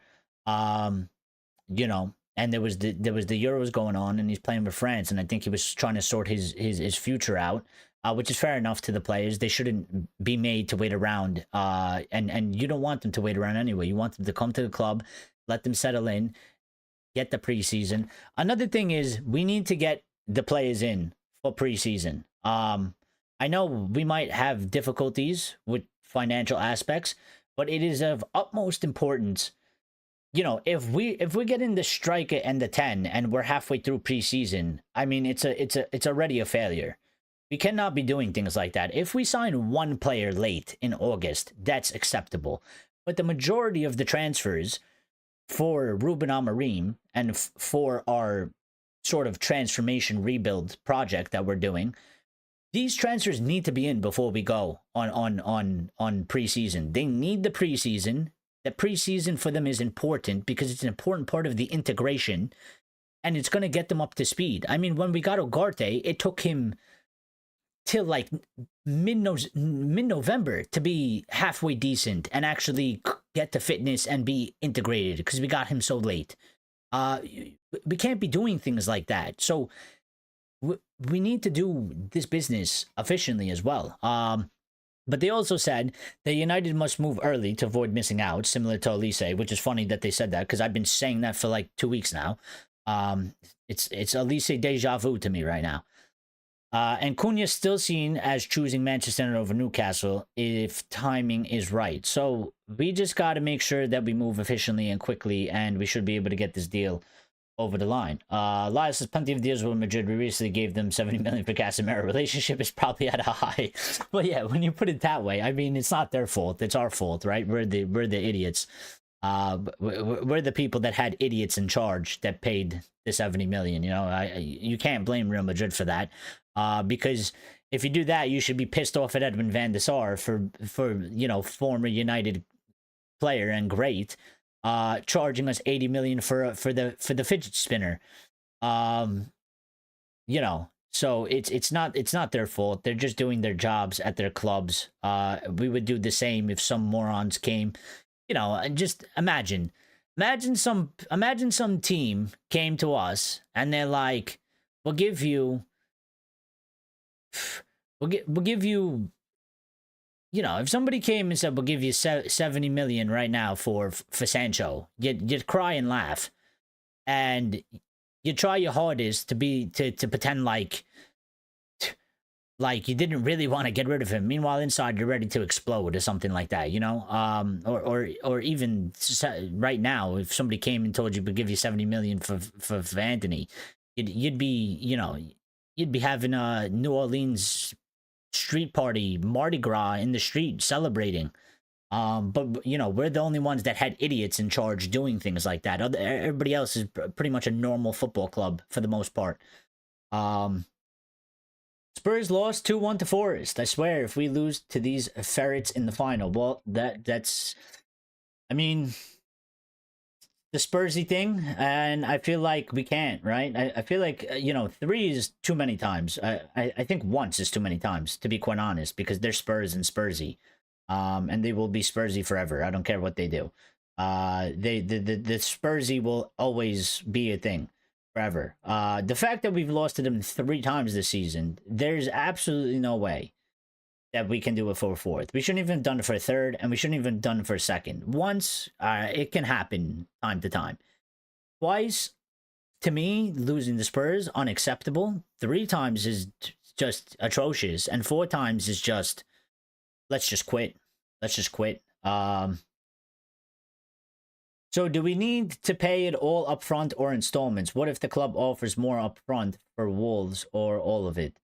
What if a club offers more upfront to Wolves or all of it? So the way this goes, from my basic general understanding, and I was talking to Almo about it earlier, but as of right now, if we pay the release clause, it's 62.5 million. If you activate a release clause, you have to pay the release clause upfront in cash, one-time payment, so you pay the full amount, which we think we can't do, and we're not sure because, again, nobody, you know, they say we're broke. We don't know how much money we have. I know we have some type of money. There's no way we have 0, and there's no way we have like 10 million.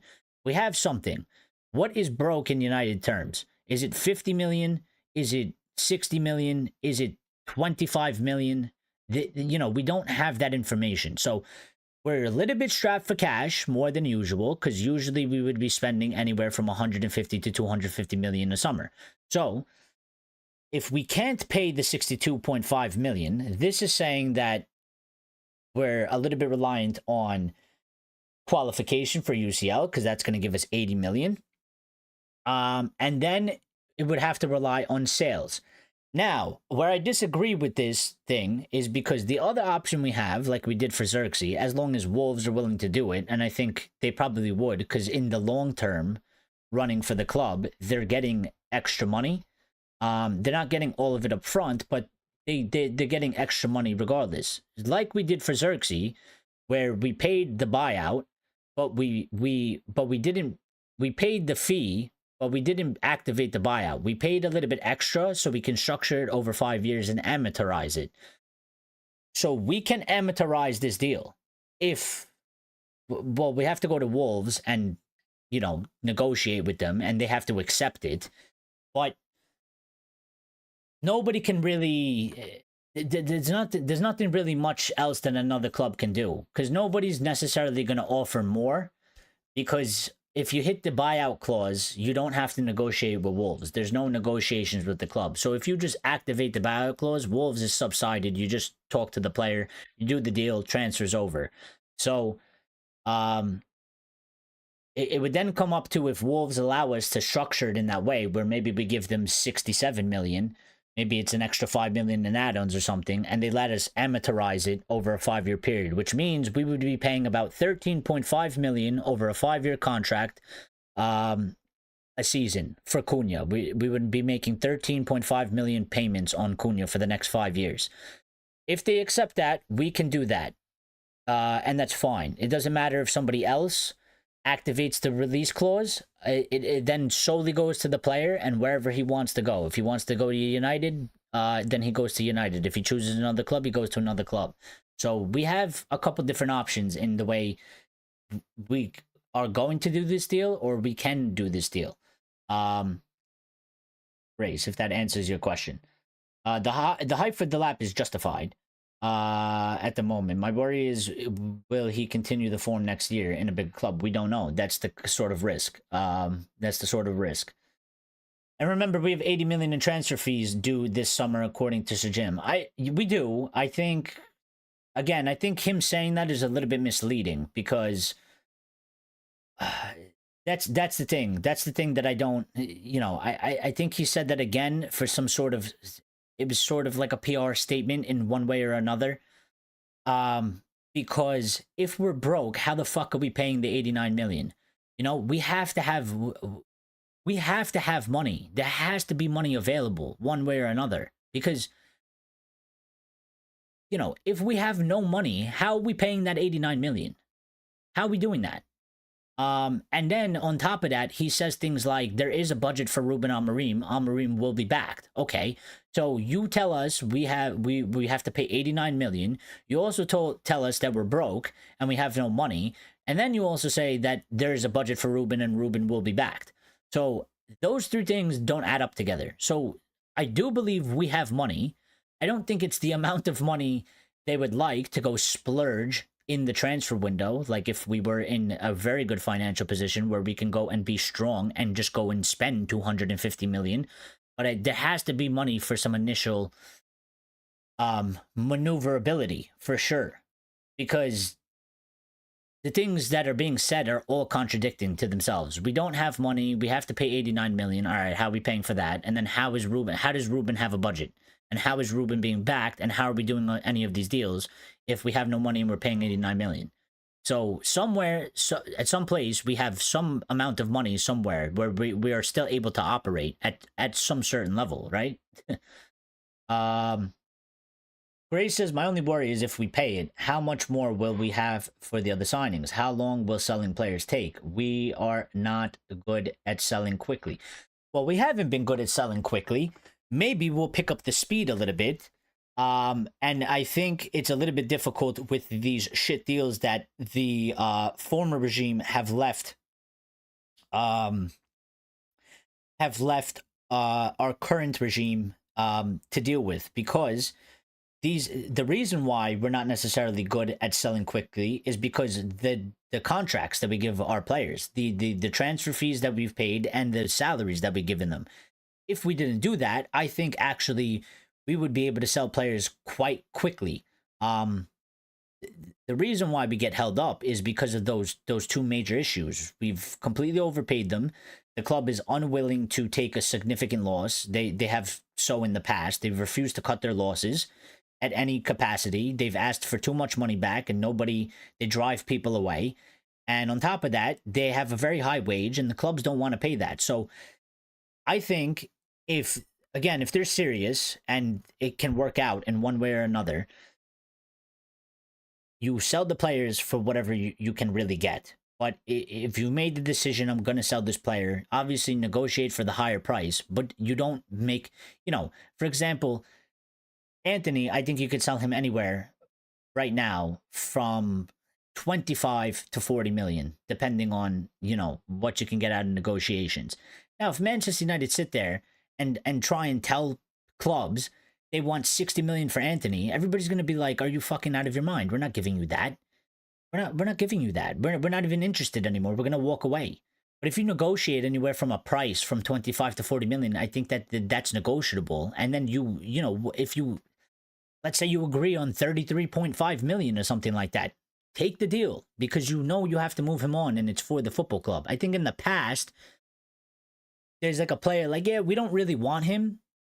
There's a club or two interested and we tell the club, a player that like we should be selling for 30 million, but because we bought him for 70 or something, we're trying to sell him for 55, 60. And the other clubs are like, are you out of your mind?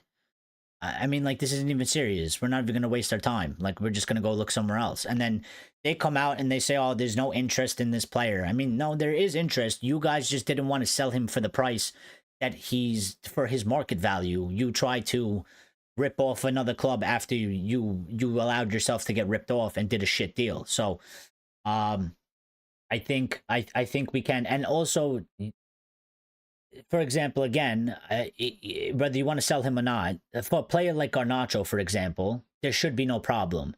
Like, if they decide that they're going to sell him, I think a Garnacho deal might take a couple weeks, but it shouldn't drag out. He's young and there's significant interest in him. His contract isn't that high. And I think that deal, you can do that fairly quickly. I think players like, thankfully Anthony's playing good, so maybe it'll be easier. Rashford is doing pretty good at Villa as well, so maybe it'll be easier. But a player, for example, like Casemiro will be almost basically impossible to get rid of because of his wage, regardless of if he wants to leave or not. His wage and interest in him would be, it'd be impossible. We would spend probably all summer trying to do a deal. And I don't know if we would be able to get one. So, but to answer your first part, Grace, I understand that worry, but I think in the way we're moving, they should have a plan that, buying Cunha should not, it can't hurt the rest of the plan. I think the way Ineos, you look at the targets, you look at what's being reported to us, it's more structured. It's actually sort of a real plan. Again, there's two different discussions. You can say, is it going to work? Is it not going to work? That's a different story. But I think just in the way that we're moving and the way that we're planning and the way that we're going about things is much different. I agree, Grace, in the past when we did a sort of deal where we go out and, we have an estimated budget and then all of a sudden a player that we probably should have spent 40 million for, we end up spending 80 million on, and now we've lost 40 million out of that budget and now we're scrambling around because we were supposed to get this other player, but now we can't afford it because we spent an extra 40 million. I think Cunha and these players have been identified. There's multiple different scenarios and options for the budgets in terms of outcomes. I think there's one with Champions League. I think there's one without Champions League. And I think there's also multiple, like, there's, if we get Cunha, you go for this. If we don't get Cunha, we go for this. And it kind of shifts and changes. But I think it's properly thought out. So I wouldn't actually be too worried because they've identified this guy. They know obviously how much they have to pay for him. I think they've estimated that sort of budget and what they're going to pay and the other transfer targets. So I don't think it's actually really a worry. I think if they get Cunha, I think it shouldn't impact really the rest of the our transfers. Because if it does, that means that they're just idiots and they're no different than Richard Arnold or Ed Woodward. They're just doing things, on a whim without a real plan. I don't think they operate that way. They don't strike me as that. They don't seem like they've been doing that since they come in. So I'm not actually too worried about that because I think they have multiple plans and I think they're structured plans. So I think if we do this Cunha deal, I don't worry really about the budget too much in that aspect, because I think they have a plan to get the targets in that they feel are good enough for Ruben and for next season. What position do you think should be our first signing? 10 or 9. Either one. Either one. I think I agree with the club in the way they've prioritized it. I think that the top 2 is a striker and a 10.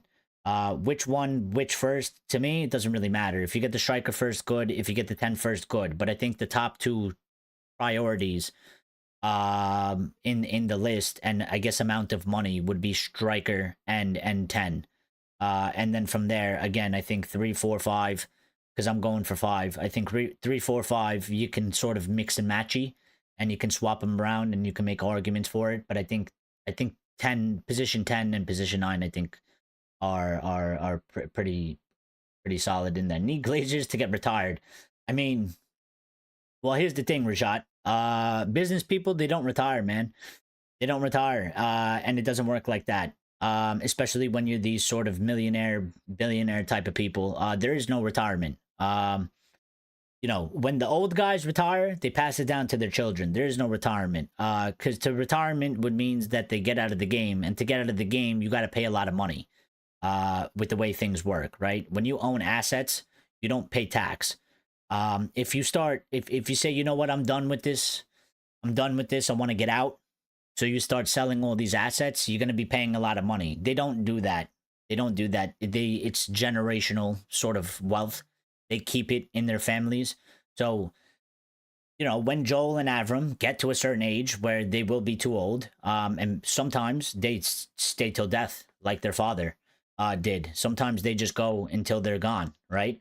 But what happens is it always is passed down to the children. So unfortunately, I think unless they get some sort of a ridiculous amount of money some point in the future, even if they were to go one way or another, if they were to pass away or something like that, I believe that, they have kids, it'll be passed to them.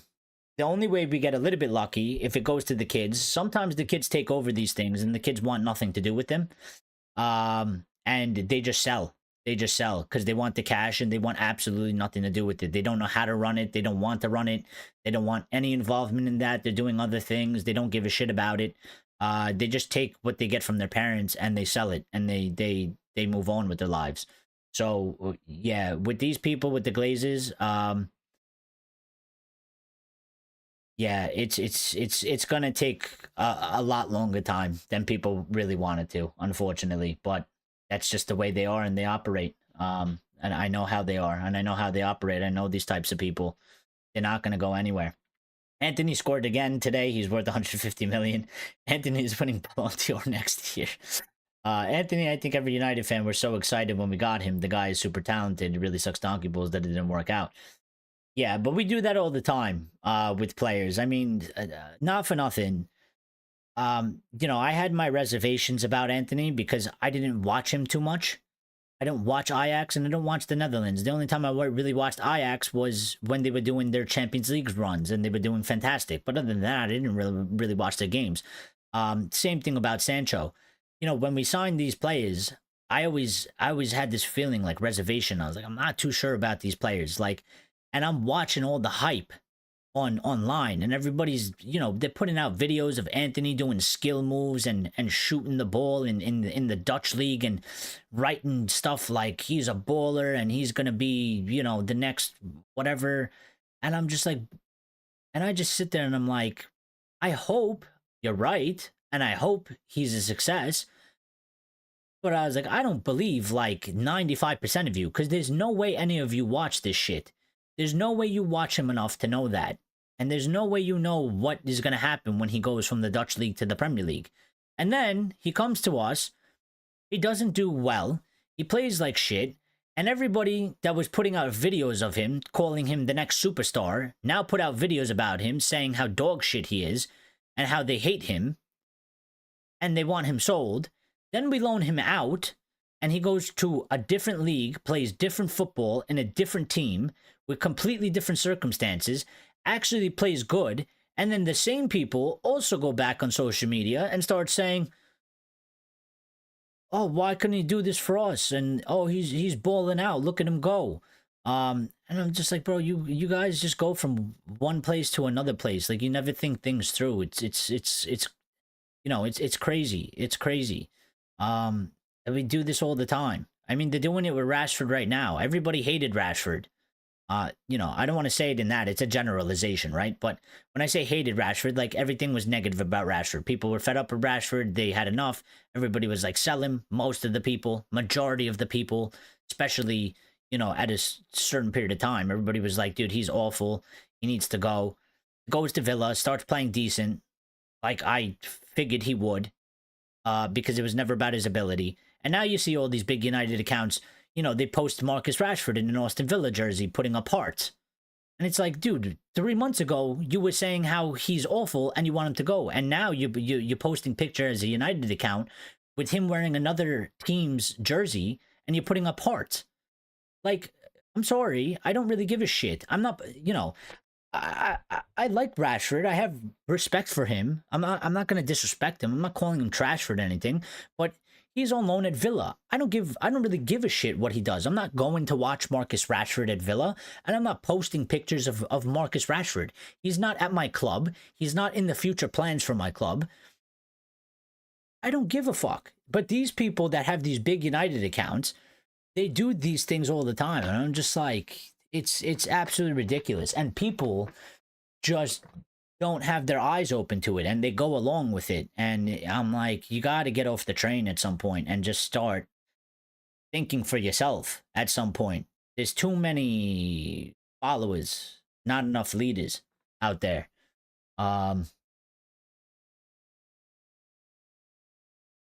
Ajax are my second love, by the way. Well, fair enough. Fair enough. I mean, I like Ajax. I respect them as a football club for sure. And I enjoyed that time, you know, that they had when Ten Hag was there, and playing that football. I loved the run, and it was entertaining to watch. But I've always respected Ajax. I like Ajax as a club. So, Man United already have Bruno and Mount to play 10. Okay. So when Mount gets injured and Bruno is playing like shit, what do we do, Rajat?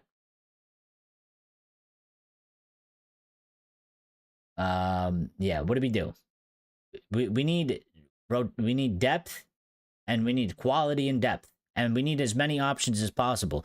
The more options we have, the better for Ruben Amorim, the better for our team. We can mix and match, we can do whatever the hell we want, all types of tactical adjustments. The more players that you can have playing a position, and they play multiple positions, Bruno, Mount, Cunha, I don't know what you do with Garnacho. If Garnacho stays Garnacho, you can rotate Diallo in there if you need to. If we start suffering injuries, we're going to have to rotate and play players in certain positions.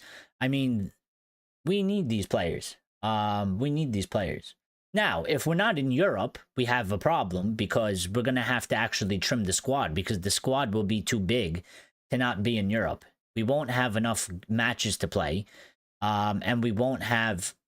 there won't be enough game time for all these people. So actually, it is quite important also to get into that position, to get into Europe as well. If they get Trincao, is that great? I think Trincao is a decent player. I don't know. I think he's a little bit more of a gamble because there was periods in his career he hasn't been so great. I think recently he's been in pretty good form. I just don't know. I guess it would really depend how much we pay for him, and what kind of option he is. Grace says, would you keep Onana one more season if it meant getting another outfielder? It's a very difficult question for me. I think it depends on circumstances for me, Grace. I think it depends who the player is and what position it is. Because I would be looking to see what we can do about the goalkeeper. I do understand the limitations of our situation, and I do understand that it would be quite difficult, and I really do feel like we do need another 5 outfield players in the multiple positions that we need them in. But again, like Almost says, I do agree that Onana is a liability, and we can't necessarily afford that. And, you know, he does get, listen, if he made a mistake here or there, I could kind of allow it more. But I mean, he single-handedly destroyed our Champions League. And he almost single-handedly got us knocked out of, I mean, or he almost played a huge part in us getting knocked out of Europa. In Europe, he has been absolutely detrimental. The Premier League, he's also been kind of woeful as well. I mean, I think he's made the most mistakes. I think he has 13 mistakes. And when I say mistakes, I'm not talking about like, oh, there was an error in the defense and, you know, it led to a goal. I'm talking about direct mistakes only involving just him. It has nothing to do with the defense. Involving just the goalkeeper, I think he has 13 mistakes that led directly to goals. That is the most in the Premier League. Like, we can't have that. We cannot have that. Part of me, I would love, it's a gamble. I think I would gamble on trying to get away with it, but sometimes when you take a gamble and you try to get away with things, you get burned. And I feel like if I was in charge and I made that decision and I said, listen, I said, let me go for the extra outfield player.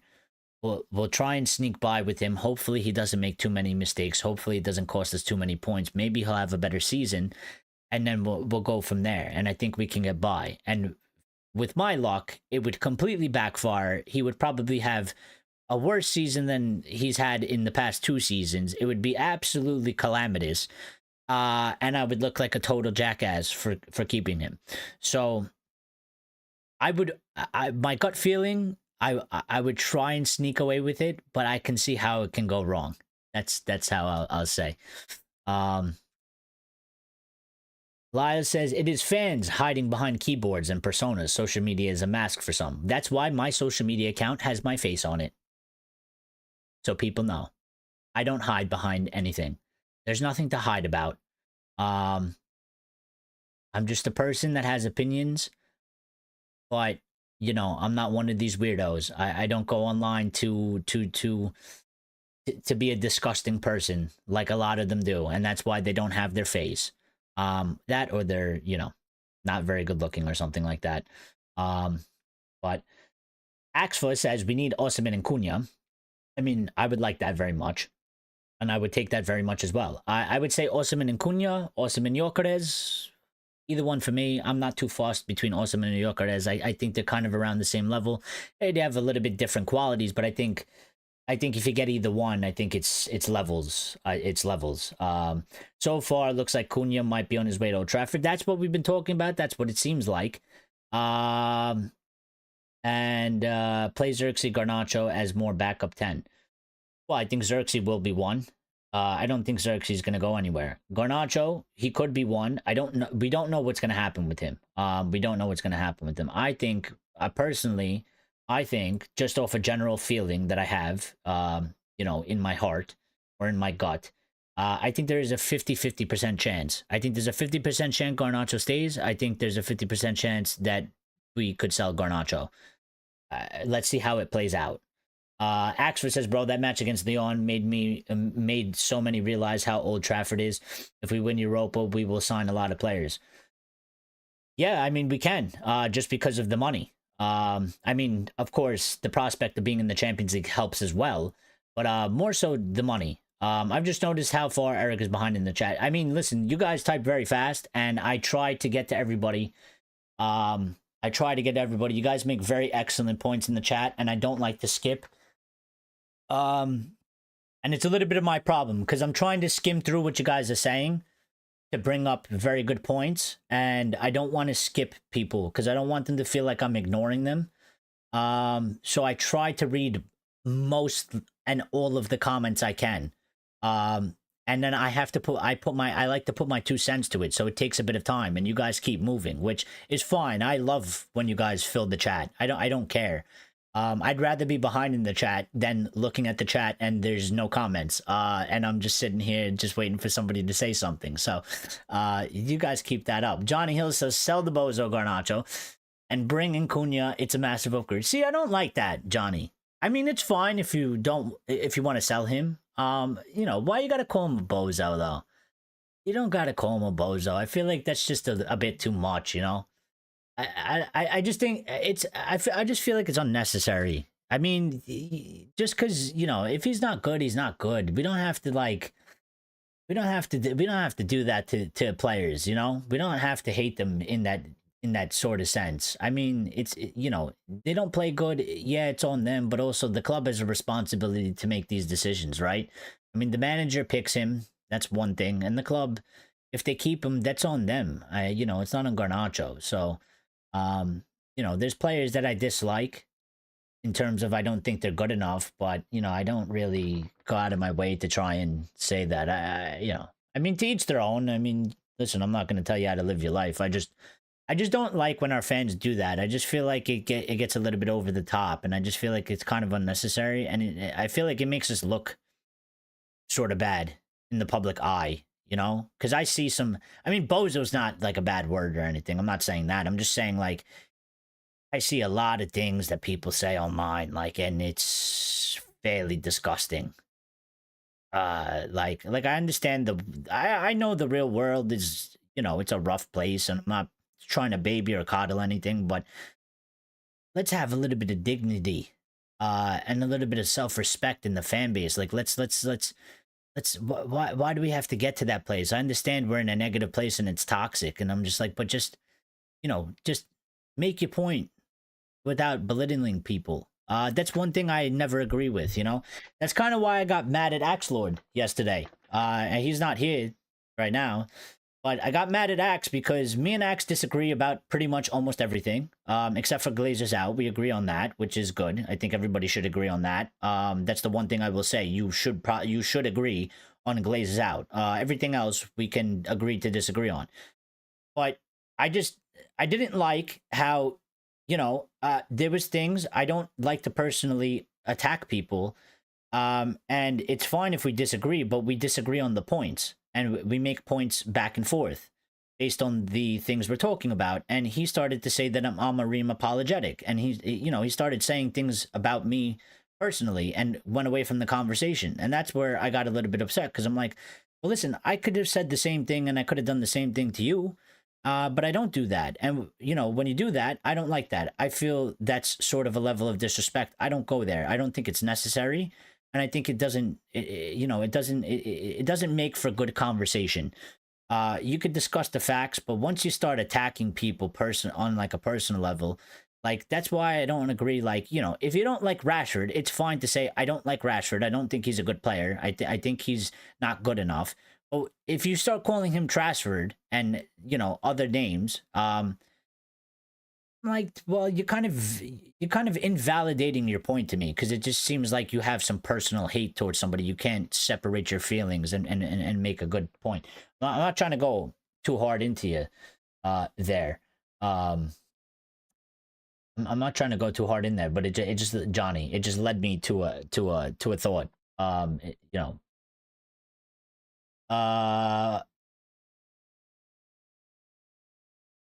There's like 2 more updates or 3 more updates. Let me fly through them, because we've done 2 hours and I was going to do an hour, but it's fine. Don't worry about it. So this one is that Cunha is on a salary of around 150,000 a week at Wolves, which means that we'll probably have to pay him about 200,000 plus, I would assume. Because you probably have to give him an extra 50K. So I don't know what the wage is going to be. Maybe he's sort of the one guy. I mean, it's not 300K and it's not 350K. We gotta wait, I guess, until more details have been hashed out, because they are in negotiations right now between United and Cunha's agent and stuff. And I guess once they sort of agree on a fee, or on a salary, we'll know a little bit more. But from just general guessing and stuff like that, yeah, it's been 2 hours already. That's why it goes pretty quick, Lines. I don't even notice it. Like yesterday, I didn't even know we did a 4-hour stream. We did 4 hours. I had absolutely no clue. I don't understand how Goldbridge and Flex and all these other guys, I don't know how they do 45-minute shows. I don't know. When I watch it, it feels like an hour, but when I'm doing it, it seems like I've been talking for 20, 30 minutes. And it's been 2 hours, you know? So 200K is high. It is, but we can't be cheap at the same time as well. We can't be too cheap. I think it's okay if we get 1 or 2 players like that. I still think 200K. Listen, if you do a 200K, I still don't think it's that bad. I really don't. I understand it's a bit high. I would say it's a bit high, but considering what we were doing before, paying 300, 325, 350, to me that's you know, extreme high. I think 200 is arguable. The fact that he's gonna get a new contract, you know, it's like he's getting a promotion. Maybe you can add in some incentives in there as well in terms of performance, so that if you know, he can get a little bit more. Maybe you give him a little bit less, and if he scores a certain amount of goals, if he gets a certain amount of assists, maybe he gets a bit of a bump, a pay rise in that aspect. You could structure it, but at the same time, I think, you know, for a Premier League player like this guy, who has significant interest in him and is getting paid 150K a week, I think 200K is pretty much like the standard anyway. I you know, I don't think like I think they'll probably ask for an extra 50K. They'll probably ask for more, to be quite honest, but I think we would do well to only give him an extra 50K in that, considering he's getting 150. You know, you can make an argument for 180, but normally when these players do sort of this big transfer from a team like Wolves to United, they do ask for a significant pay rise. You know, it's going to be locking in pretty much the peak of his career. I mean, he's going to get a 5-year deal, right? And he's what, 26 or something like that. You know, it's going to take him to his 30s. You know, when he gets to the end of the 5 years, he's not going to get another contract that's going to improve the wage on that. It's going to, you know, the wage that he gets on this deal, this is going to be probably the most money he makes. And at the end of the deal, he won't get an offer that's going to be higher. It's going to go lower. So they do tend to ask for more money. It does make sense. You know what I mean? I think 50K more is reasonable. You know, for me, considering he's on 150K, I think if they came and they said, we're going to pay him 200K, I can understand that. And I think that is fair all around, because I think in this situation, old Manchester United would probably end up paying 250 plus a week. I think if you could do 200K, I think that's reasonable. He's getting a 50K increase. He's getting a new, you know, a big deal and a new transfer and stuff like that. I think it's fairly reasonable. I will ask, please smash the like button if you haven't smashed the like button. We've been live for 2 hours. If you like long form content, then I guess I am the king of it, because I'm the only one that does these sorts of shows at this length. All the other channels, well, the big ones at least, they only give you 45 minutes, and it's because they don't love you as much as I do. That's why. They don't love you as much as I do. You know, they just they can't deal with you guys. They only want to stick around you for 45 minutes, and then they F off. You know, they're not as loyal as I am. I'm here. You guys are here, so I'm here. You guys stay, then I stay. If you guys all leave, I'll turn off the stream. But you guys stay here, then I stick around too. So 190K Cunha, that would be a reasonable wage package. I mean, listen, if we could do it, I just know that they're gonna ask for. I mean, realistically, listen, the agent's job is to ask and try and get as much as possible. I wouldn't be surprised if the agent in the initial talks is going to ask for anywhere from 225,000 to 250,000 for that to get negotiated down. So if you get it for 180, 190, that's also good too. I feel like it will probably come out, hopefully, to 200,000. And knowing Ineos, then they don't want to overpay and stuff like that. I don't expect it to really be higher, to be quite honest. So just search. Lion says he just searched it. Apparently he's on 90K a week, so give him 140.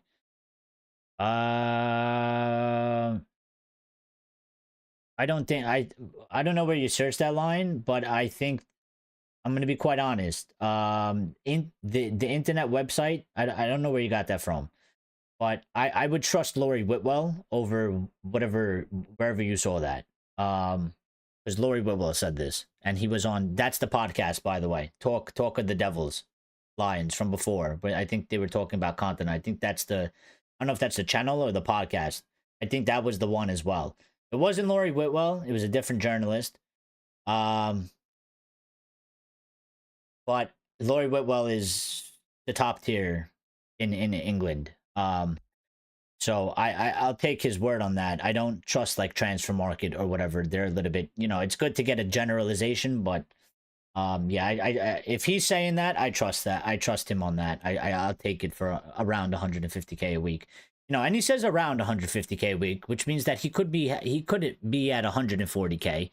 So maybe we can do it at 190. You give him an extra 50. It's not necessary. He may stay 2-3 years, and maybe clubs from Germany, Italy, or Spain will be okay to pay him 250K. Maybe, or maybe he's so good we keep him, for 5 years, and maybe we keep him longer. I mean, Bruno, could be like a Bruno type thing. We got Bruno, a little bit younger, but he's pretty much almost done the 5 years. I think he's done the 5 years. And we give him a new contract. So Bruno is pretty much staying until Bruno, is going to be old man, and can't move. So, Lion says that's why we love it here. Well, thank you.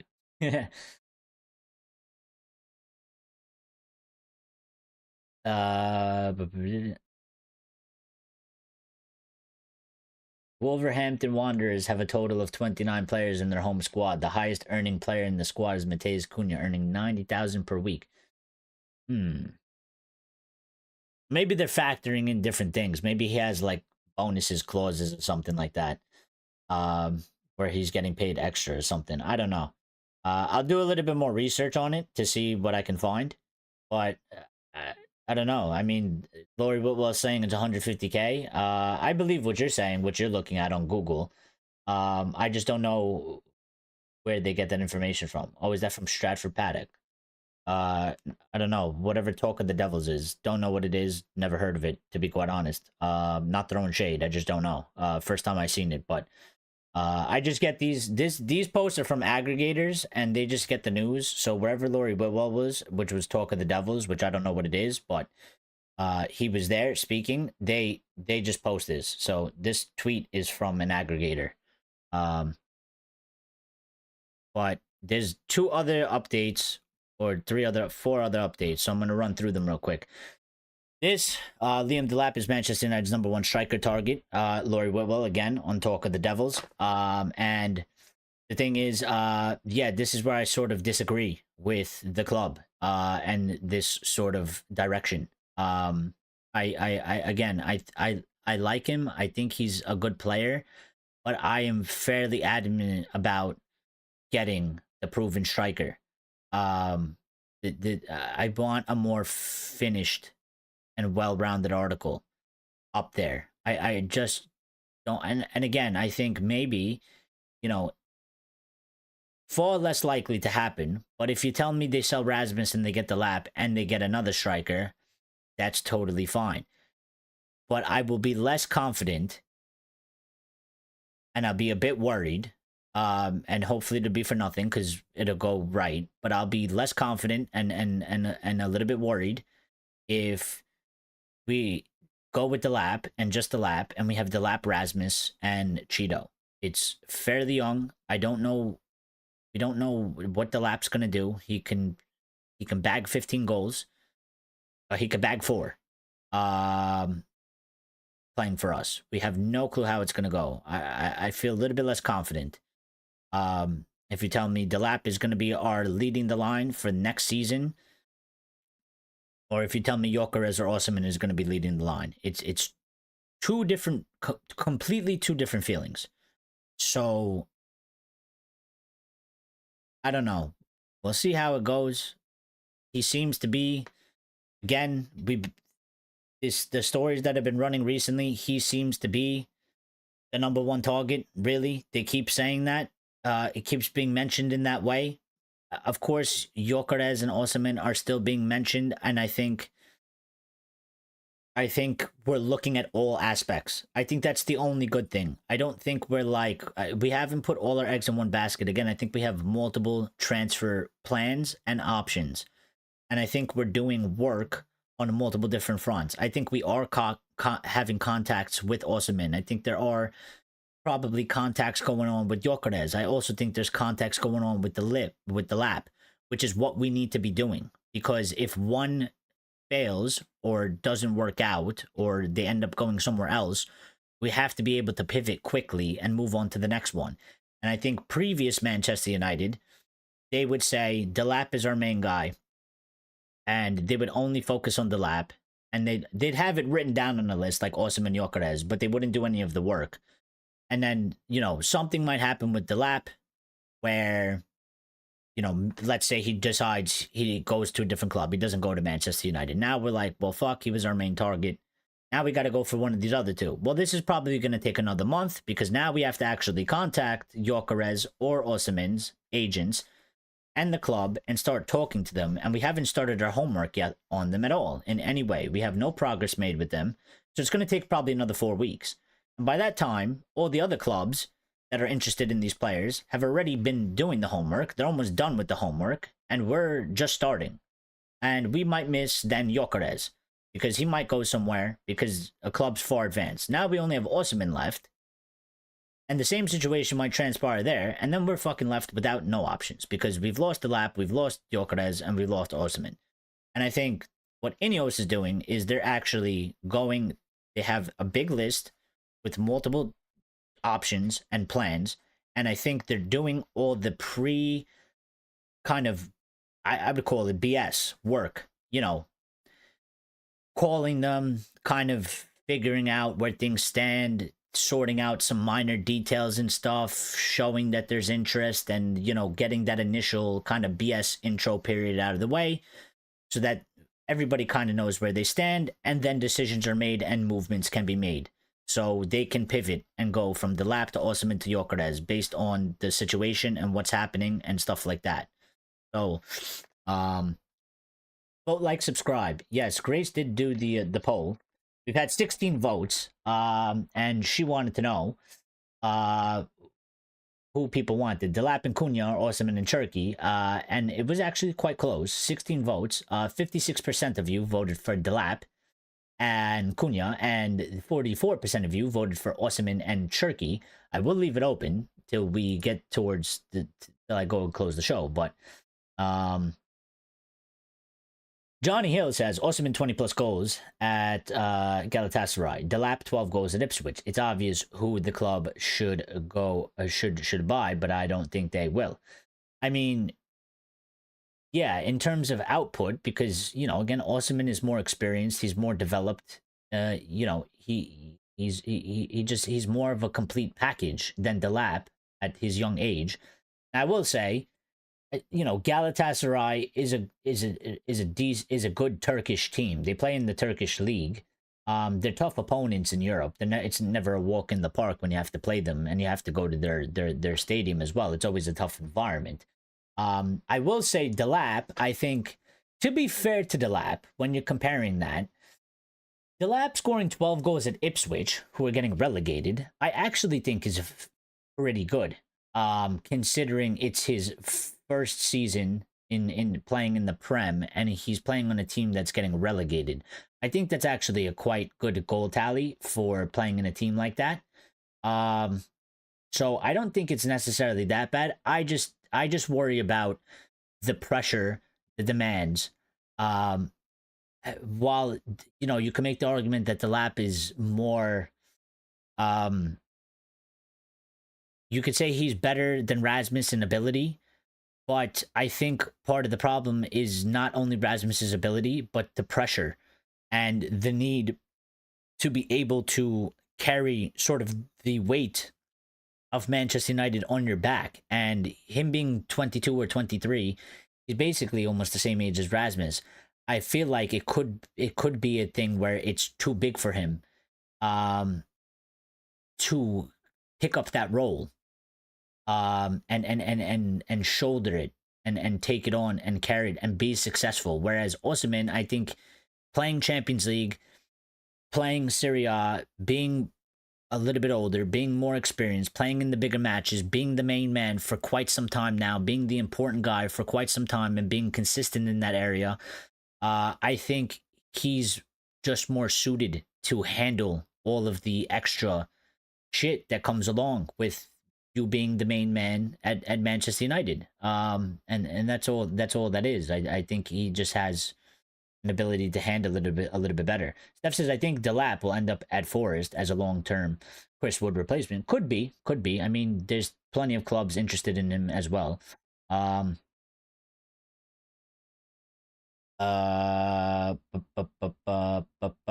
We do need complete package, so they should go get the career mode goat Paul. Don't give them ideas, because I think, there was a time where I thought Richard Arnold and Ed Woodward were literally loading up career mode, and they were just fucking picking names off of a rating, that was given by FIFA, and they were trying to do deals like that. So, which doesn't translate to real life, but yeah, the other 2 updates that I wanted to do, or 3 updates. So the transfer list, and this is what I was kind of talking about, the transfer list kind of being built out here, and Ineos kind of doing this work, the proper work, right? And that is, Manchester United have held discussions over Victor Osimhen, Xavi Simons, Benjamin Sesko, Eze, and Antoine Semenyo, as they draw up lists for all scenarios. I think, they don't have to tell me that, considering who we're being linked with and the stories and the consistency of the stories. It seems quite obvious that we're doing at least a little bit of our homework, which is good. They should be doing this. Manchester United should be doing this. We should have always been doing this. We haven't always been doing this. We actually have done probably quite the opposite of this. So this is an encouraging sign for me that we can actually have a good window. Now, again, we have implications with the money and player sales and stuff like that. That's a different story. But at the very least, we can be prepared so that, if we have to wait because of money, if we do get money, and when we get money, like if it's from player sales, we can then move, and we have multiple different options to pivot. We're not just in for Osimhen.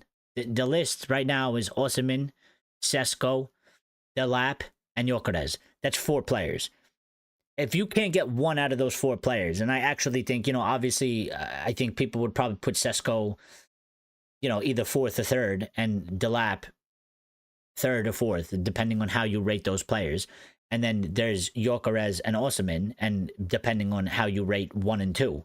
But I think, judging on 4, I think, it's not like, all right, we're either getting Osimhen or we're getting Wout Weghorst. Like, they're like, one's the sun and one is the moon. Like, those are 2 completely different things. If you think about this list in terms of Osimhen, Delap, Gyökeres, and Sesko, I think they're all quality of some sort. I prefer one over the other, but I don't think it's like such a huge drop-off.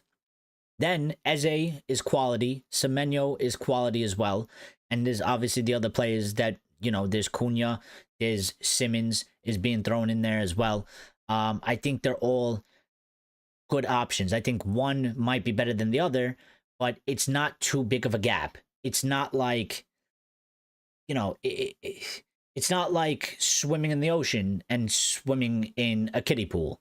Like, it's they're fairly about the same. So I think it's good that we're doing this sort of thing, and it seems like we're doing that. So the fact that we're drawing up lists for all scenarios is encouraging. We're actually doing things that we're supposed to be doing. I mean, it's crazy that we even have to like kind of applaud this, because this should just be a standard at a football club. When your football club is not doing this for 13 years. It is actually a significant change, and it's actually a big thing, because this is how you operate a football club properly, and this is how you put yourself in a position to at least be, if you're not more successful, at least you're giving your shot. You're doing things to put to make yourself maybe be more successful by operating in the proper way that a football club is supposed to be. So Garnacho is 20. Of course, he can improve. Yeah, I think so. I think so. To me, I will tell you this.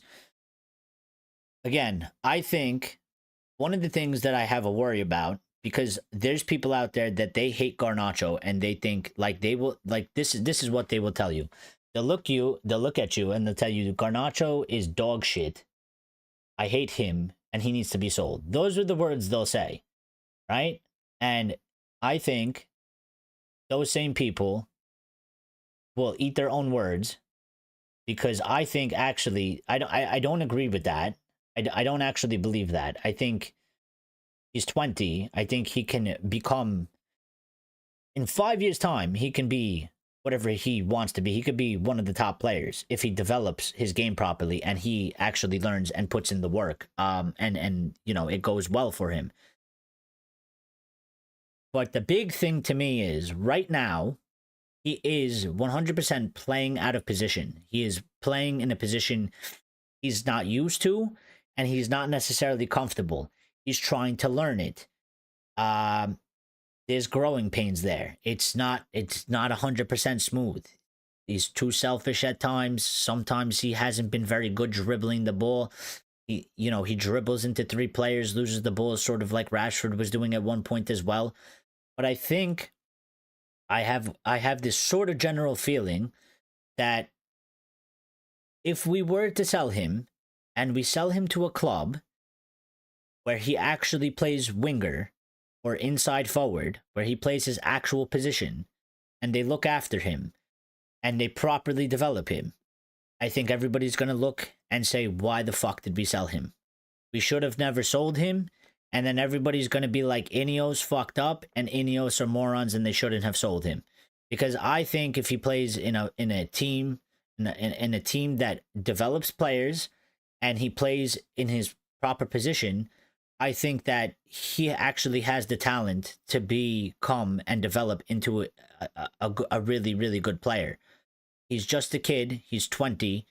I think he's still raw, and I don't think you can just close the book on Garnacho and say he's never going to be bigger. He's never going to be better than a mid-table player. You know, I think that's outlandish for a 20-year-old. That's absolutely crazy. Again, sometimes players don't start balling out till they're 25. Not everybody is Ronaldo. Not everybody is Messi. Not everybody is Maradona. Not everybody is Lamine Yamal.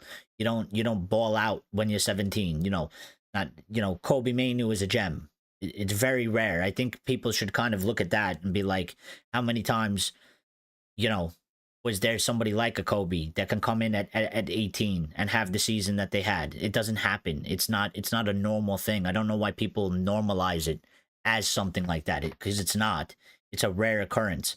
And most players, they take time to develop. You have to be a certain level by like 23, but for Garnacho at 20, for him to be playing this amount of football and getting in when he got in, he'd already surpassed like the average player. The average player, they might be, where he was. It might take them till 22 or something to be doing what he's doing. Or how it's gone for him. So I just think that, like, my biggest thing is, like, if we do sell him, just sell him to Napoli. I don't want to see him at Chelsea, because I just have this strange feeling if we sell him to Chelsea and the way Chelsea play and the formation, and he's allowed to play in winger and they actually develop him properly, I think we're going to be watching Garnacho doing things, and we're going to say he should have been doing it in a fucking Manchester United shirt, and now we're watching him doing it in a Chelsea shirt. And that's how I feel about that. He could have had 3 assists yesterday. Yes, he could have, which is a rare occurrence because he hasn't been passing the ball, and then when he does actually pass the ball, we don't score the goals. So I would just say to him, keep passing the ball. Like, I know nothing came out of it, but, like, you did your job and people noticed that. You know what I mean? Like I was saying the same thing for Rasmus.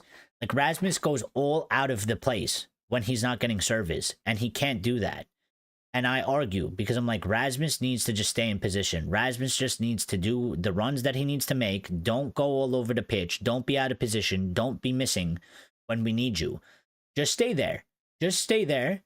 When your teammates don't give you the ball, after a numerous amounts of games, like people are gonna clip that up and they're gonna realize, like, hey, Rasmus is actually in the position he's supposed to be in, and Rasmus is actually making the runs he's supposed to be making, and Rasmus is actually making good runs, and these dickheads aren't giving him the ball. But when Rasmus starts doing crazy things and starts dropping super deep because he hasn't touched the ball in 20 minutes because they don't give it to him, or he starts making some type of a weird run because he's just trying to he just wants to receive the ball, and he's, you know, he starts second guessing himself because he's low on he's low on self-belief anyway, and he starts doubting himself. You know, he's making a certain run, he's not getting the ball, so he starts thinking to himself, well, let me make this other run, maybe maybe I got to make a different type of run, I'll get the ball then. And he starts going all over the place. And then when he does that, everybody's looking at him and they're like, bro, you're always out of position. You're not making the right runs. And I'm like, yeah, he does that because he's trying to get involved in the game. Because when he's doing the things he's supposed to be doing, his teammates don't involve him in the game.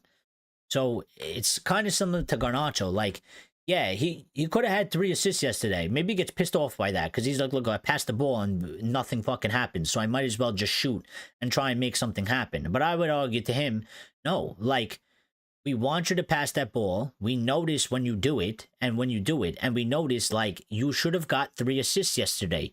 Your teammates let you down. It's not your fault. Keep doing it.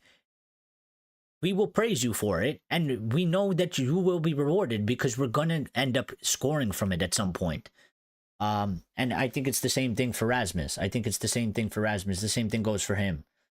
Bloody Danny Higginbottom got more time and patience. But Danny Higginbottom had the long throw. Can you do it on a rainy Tuesday night in Stoke City? Can you do it? But to be fair, Garnacho, I can say the same about a lot of the squad. Garnacho needs to work on his football IQ and decision making. Yes, he just needs to stop. He just needs to be a little bit less selfish, in my opinion. And then also those things. Only a few players perform at a young age. Yeah, very little. Vinny was average when he was 18, 19 years old. Look at his development; it's crazy. Yeah. That's how most football players do. I don't know. People get carried away. Roy Delap. Yeah, Roy Delap. That long throw to Danny and Higginbottom trying to get on that, trying to get on the end of that. Would seriously take Ibra back right now? No way. Would be more dangerous, but I'm going to be patient with Hoyland. Maybe so. But I will say this: I think part of the problem is, I have this general feeling there's nothing, I don't know what goes on behind the scenes, so there's nothing to tell me that. I think there is, for one reason or another, there is doubt amongst Rasmus's teammates. Now, I don't know if they get along. Maybe they don't have the greatest of chemistry, so they don't have the best understanding with each other. It just seems to me that the players in the squad, there is something where they don't even give him the opportunity at times to fuck up. Like, they'd rather just, like, instead of passing it to Rasmus, they'd rather give it to Garnacho. And I don't know if it's a subconscious thing. I don't know if it's on purpose because of the tactics. If it is, that doesn't make sense to me, because how can you not play to your striker? I don't get that. Or it's a subconscious thing, or it's a conscious thing, where they're sitting there and they're like, if I pass this ball to Rasmus, he's probably going to fucking lose it. Let me kick it to Garnacho on the wing, or let me give it to Bruno on the wing, or something like that. Or let me pass it sideways so we don't lose the ball. Because if I pass it to Rasmus, maybe they're doubting him. But it certainly seems there is something there where it's like they don't want to give it to him. And I disagree with that. Like, it's fine. You can say, yeah, it's because he's shit. But at the same time, he is the striker. He is on the pitch. and you have to fucking use him because we have no other option. And you have to give him the opportunities, and they don't even do that much. Like, it's one thing to not believe in the guy, but like, and you might doubt his abilities, and they might think like, yeah, he's not the striker. Because I feel like, you know what I feel like, and the reason why I'm saying that is because Rajad has brung up Ibra, and I feel like if you stuck Ibra in there, they would be giving Ibra the ball from fucking minute 0 to minute 90 at age 43 because it's Ibra, because he has the name, because, you know, he has that sort of aura around him. And even if Ibra can't score a goal at 43, I feel like these players at this current moment, if Ibra was on the pitch, they would be giving him the ball 72 times a match because it's Ibra. You know what I mean? And I feel like the same thing will happen. Like, if you get Osimhen, oh, because it's Osimhen, you know? Or if you get Gyökeres, like, oh, because it's Gyökeres, because he's scored 43 goals. So we'll just give him the ball. They're just more likely to trust him. But because it's Rasmus, and he's a young guy, and he's a kid, and he's a bit unproven, I think they're a little bit reluctant to actually really trust him, like, blindly. Whereas in, like, one of these players, like, if you grab the a Gyökeres or an Osimhen or even Ibra, you know, if he grabbed Ibra, because I kind of feel like the same thing was with Ronaldo, right? The striker position was a little bit dead. When Ronaldo came in, all we did was try to give the ball to Ronaldo the entire game. Because it's Cristiano. You have to give the ball to Cristiano. You know, just give it to Cristiano and let him do. But then, like, Cristiano leaves, striker position dies again. Before Cristiano, striker position was dead. But they just give it to him because they're like, yeah, it's Cristiano. But, you know, subconsciously, they're just like, yeah, just, you know, let him do it. Fine. But when it's Rasmus, they're like, you know, I don't know. If I give it to him, he might lose it. He might not get it. Like, let me just do the safe option because we're trying to score. Let me give it to one of the other guys. And let's see if we could get it to him in the box. And it never transpires, really. So, Ibra is 45, 43. Garnacho more available than Money Mace and Luke.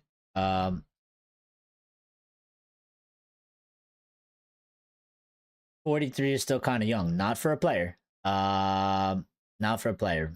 Not for a footballer. 43 as a footballer, you might as well be 85 years old. 43 in life, yeah, still kind of young in the grand scheme of life, considering that, you know, as a male, the average lifespan I think is about 86 years old for males around the world.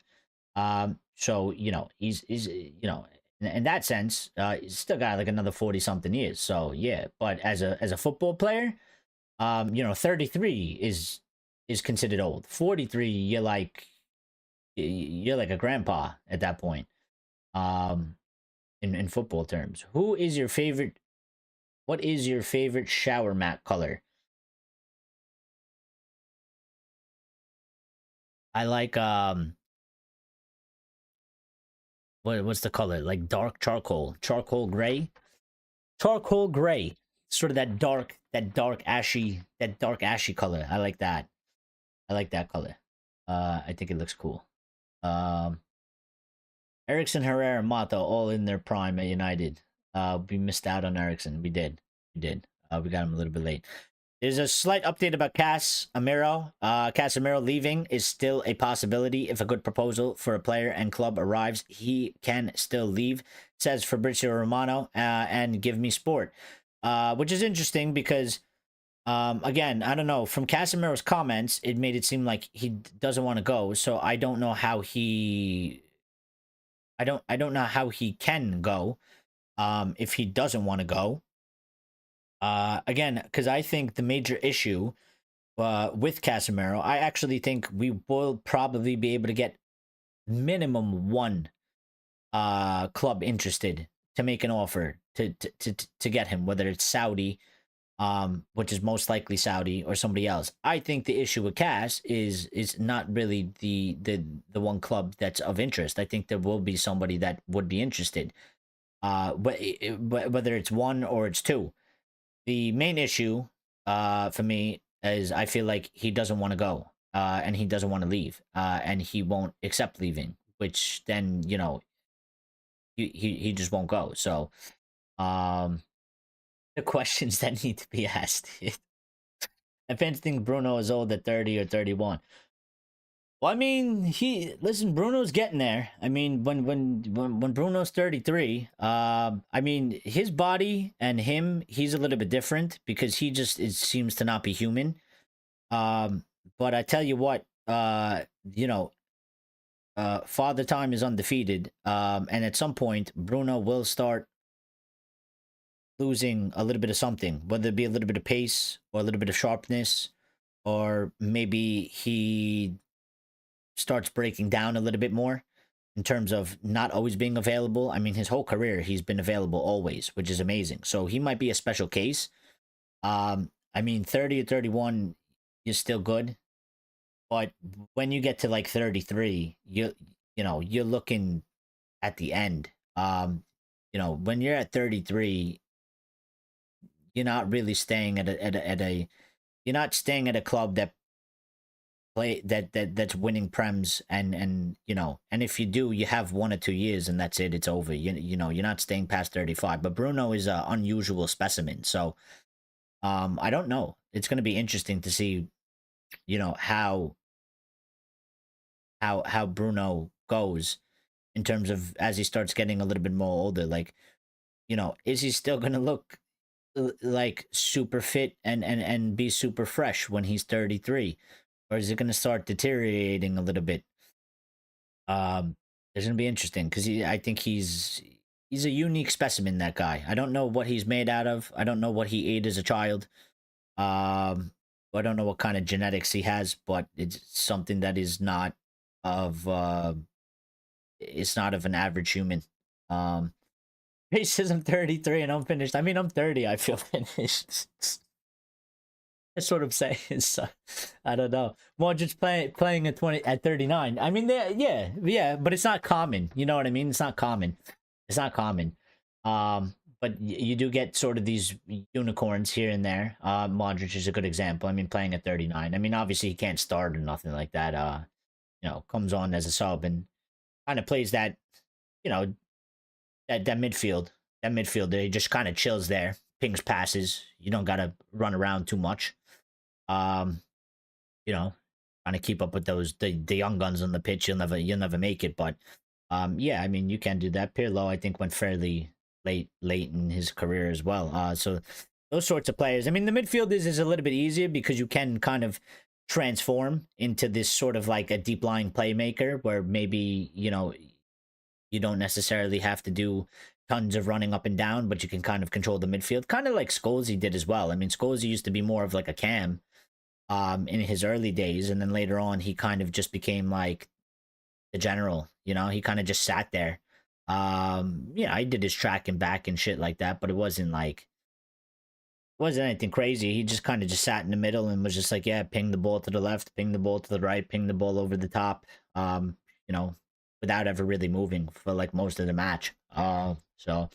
United adds at least 10 years. United, yeah. I mean, this United, yes. We kept Giggs, Scholes, Nev until late 30s. Why can't we keep Bruno till then? Well, we are. I mean, because we have the contract and we gave it to him, and I think we can. It's not necessarily about age. Like, it's just usually that's when the players decline.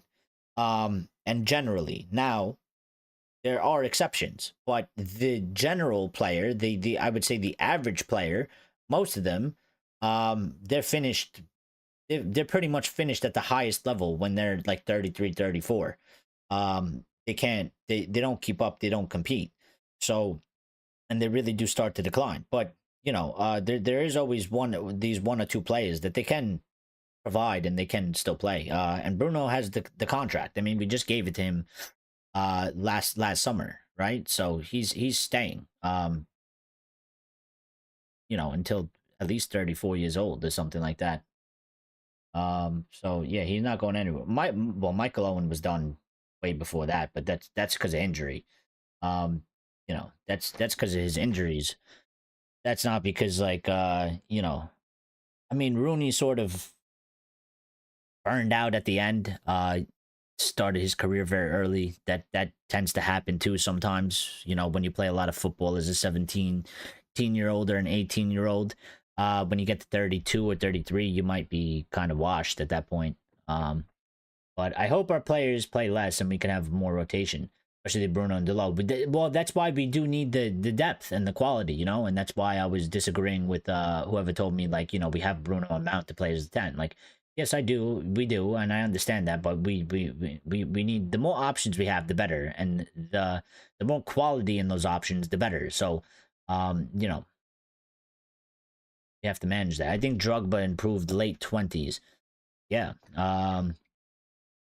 I mean, hope Bruno stays many years. I mean, listen, I don't know how long he's gonna be able to stay, but the fact that, like, you know, Bruno is my age. Me and him have like God, when he's is he born in August as well? No, me and Delap have the same birthday.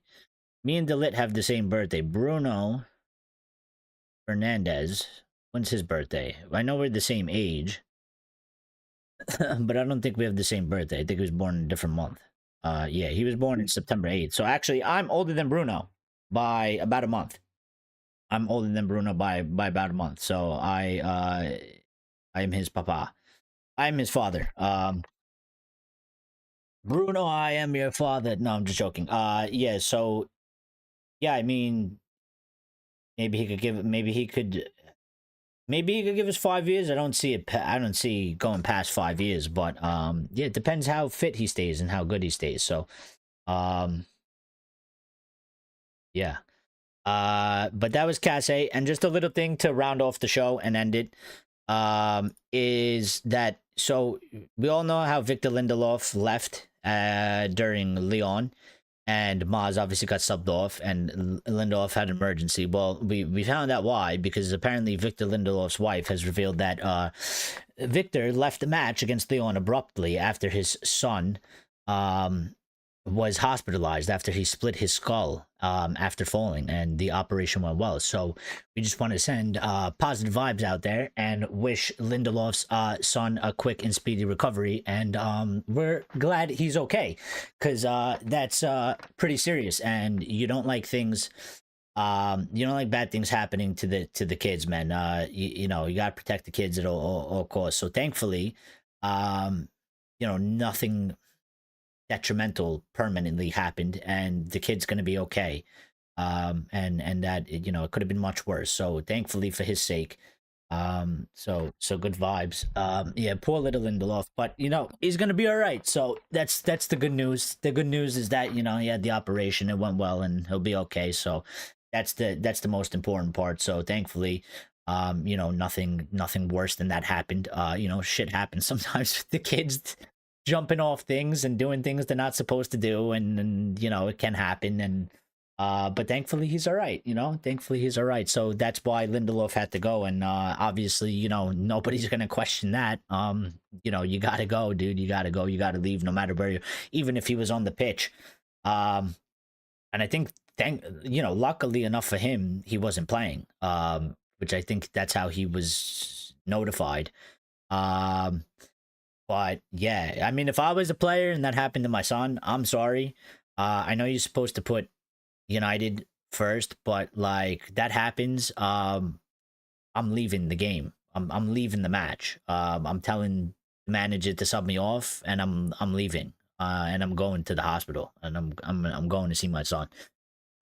Yeah, who cares about kids? It's animals that need love. No, why can't we care about both, Grace? Why do we have, what do you mean, who cares about kids?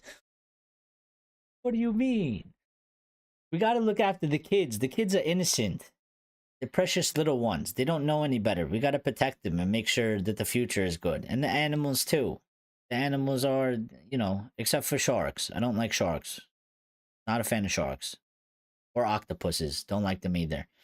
Yeah, don't like them either. Not advocating to kill them. Just don't. Just no I just don't have there's no soft spot for them. But yeah, you know, no torture. No torture. What did Box ask?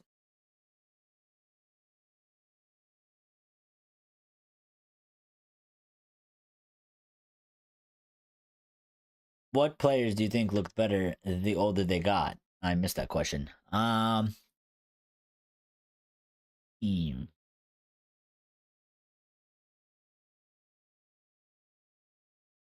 Was Drogba? I think Fernando Torres was one that went the opposite way, right? Because of the injury, Benitez destroyed him trying to win the Prem, which he never wanted. Because we beat him every time. Yeah, and I think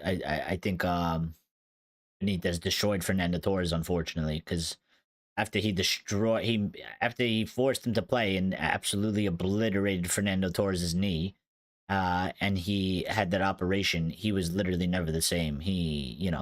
Remember he missed that open goal after joining Chelsea, where he dropped Vidic to he made Vidic fall on the floor, and he had a wide open net, and he missed it. I'll never forget that. I couldn't believe it, because I thought he scored. He kicked into the side of the net, and I was laughing at the TV hysterically. I was like, "Ha!" I was like, "You shit," but then I felt bad because I was like, yeah, ex Liverpool player, but I was like, it's kind of sad though because I was like, that old Torres, he would have scored that shit. I was like, look at what happened to him, man. I was like, that's kind of sad in terms of a player. Um, but Lewandowski, Van der Sar, I can't really. I mean, in a recent example, I think Gyökeres is probably one. Um, and I think even Osimhen, like I don't know what was Osimhen doing at 21. You know what I mean? Like who was talking about Victor Osimhen at 21 years of age or 20 years of age? They weren't talking about him in the way that they talk about him now. And Gyökeres is kind of similar as well. Like uh the way they speak about Gyökeres now, at the age that he's at now, they didn't talk about him in that manner in any capacity. When Gyökeres was 20 or 21. Um,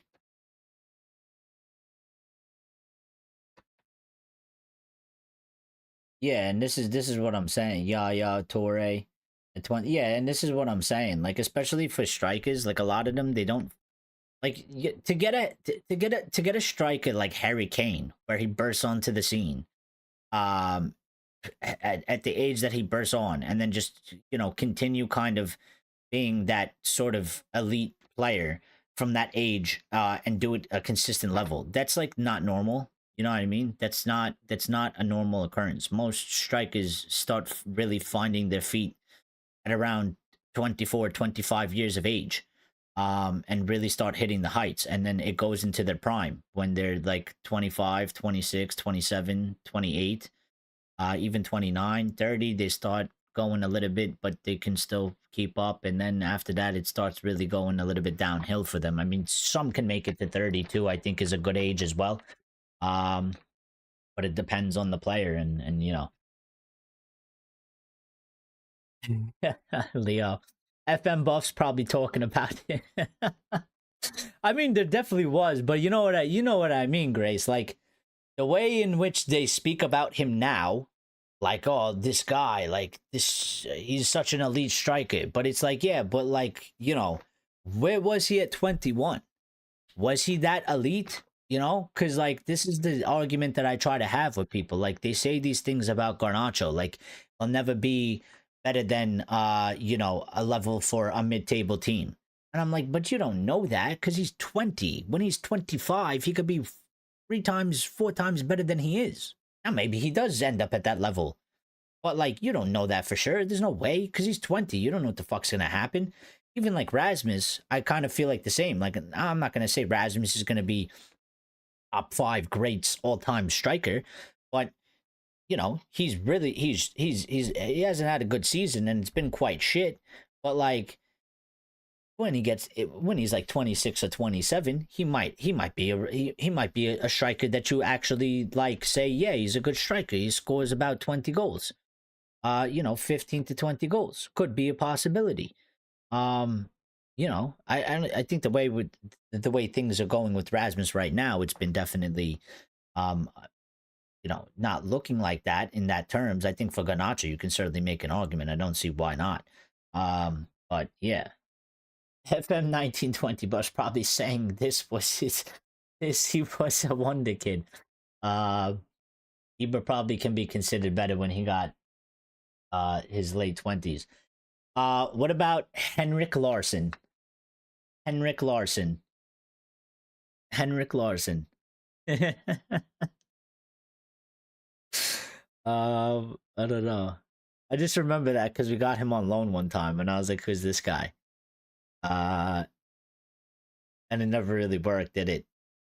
I actually liked him. I just liked the. I was still sort of young. I liked the look of him. Like I liked his sort of persona, aura, and I kind of wanted him to be the guy. I just never. It never worked. Yeah, Vardy. There you go. Vardy's a good one. Vardy's a good shout. Vardy. Yeah, Vardy's a good shout. Nah, he was crap for us. He was. He didn't. It didn't work. It didn't. Unfortunately. Because I didn't know who he was, and I didn't hear about him, and then all of a sudden, like they were like, "Yeah, Fergie just got this guy in," and I'm like, "Oh, he's got to be." I was like, "He's got to be the one." I'm like, "Fergie got him in," and then I'm watching, and I'm like, I desperately wanted him to just be banging in goals, and then it just never happened, and I was like so disappointed, and I was like, "Oh, I was so hyped for no reason," like. I was so hyped for no reason. Like I knew nothing about him. I didn't know anything. I just wanted him to be good for some reason. I don't know what it was. But all right, guys, we're gonna get out of here because we did another 3-hour stream. So, but I love the conversation, and it was a very good show for a Monday as well, and it was kind of unexpected. So, that was very good. I don't know if Lyle is in here, but apparently the Discord should be ready. I think we were gonna announce it tomorrow, or we were gonna put it in play for tomorrow. So we could just do that tomorrow anyway. We don't even have to do it today. We could do it tomorrow because tomorrow was supposed to be the day that we stream, and I think I want to talk to Lyle and make sure that everything is ready to go. And I don't know if he's still here or not, so it's fine. But I will let you know. I'm gonna say this right off the bat, by the way. I mean, Lyle has done an absolutely fantastic job, and he's done the entire Discord. And he's done it in about a day and a half, which is amazing because I didn't even know. Yesterday when I got off the show, and Lyle told me to check my messages, I took about 4 hours to do that because I got caught up with some family things. When I logged on Discord, I went into our Discord, and I just seen the whole thing like pretty much mapped out, completed, and I was taken away. I couldn't believe it. I was like, I thought he was gonna put in a couple things. I didn't expect him to have the whole thing built and pretty much ready to go in about a day from when we talked. So, he's put a lot of, he's put his time into this. He's done a good job. He deserves praise. I think, when we launch it, tomorrow, we definitely have to give him a big round of applause because, yeah, I mean, the job that he's done, when you see it, I think you guys are going to be you're going to be quite excited by it. I mean, it looks fantastic. It looks fantastic, and I think it's going to operate fantastic. And it's going to be really, really good. So, yeah, I think no, I was a kid, Lions. I didn't know Henrik Larsson. So, yeah, the guy has been busy. Yeah, he's been busy, man. I mean, he far exceeded my expectations in terms of, I thought this was going to take maybe a couple days to do, maybe like a week or so. I was going to go back and forth with him working on it. We just had a couple messages. I told him, just incorporate some things that you work. And I was like, and we'll go from there. I was going to take it a step at a time. I logged in and he did the whole Discord by himself. So he does deserve full praise. I deserve nothing. Don't give me any. I literally did nothing. I did nothing at all. He deserves the full 100% praise. So please, when you see it, and you want to give praise, give it to Lyle because he deserves it. I literally did nothing at all, but I mean, just looking at it, it's I couldn't help but just smile. I think it was you know, I was just like, I can't believe I have like a real actual Discord, and it's cool. And I can't wait for everybody to join it, and I can't wait for everybody to be inside of it, and you know, we'll have the conversations off live, and there's many tabs in here. You know, a little bit sneak peek. We got like, you know, just some general talk. We got build up to match day. We have some stuff surrounding news. We got something for you know, the live show discussions and stuff like that. And we got some off topic stuff as well. You know, memes. Is wrestling. I see that he put in something called the RDE Cafe, and I remember what that was from, and I like that he put that in there. I think that's a good thing too. So yeah, yes, Tottenham lost, so that's good news. It's good news. But guys, I'm gonna go tomorrow. We're gonna be live, so 2:30 p.m. Eastern Standard Time, 7:30 p.m. UK time. I can't convert it more than that, so you gotta you know, do that yourself if you're living somewhere where you need to convert it. So we will be live tomorrow, and should be a good show. We're gonna get the Discord. I'm pretty sure, because I think he said it's ready to go, but I'm just gonna make sure. So when I speak to him later, the Discord should be going live tomorrow, so we'll have the link in the chat. If you don't have Discord and you want to be involved, then download. Oh, Lyle is here. All right. Says, thanks for the shout out, E. Glad I can help the channel out. I mean, you've been amazing. And literally without you, I wouldn't have been able to do like half the stuff that we're doing. So, really, thank you, Lyle. And yeah, just, you know, big thank you. I think you deserve a round of applause. And I think people, they should, they should give you praise when they see it tomorrow, because they can't see it, so it's kind of weird for you to get praise before they see what you've created. But you know, if they want, they can. But I just think tomorrow is appropriate when they join and stuff like that. Is it ready to go, Lyle? Is it ready to go, or do we have to just sort out a couple do we just have to sort out a couple small things and ready to go for tomorrow?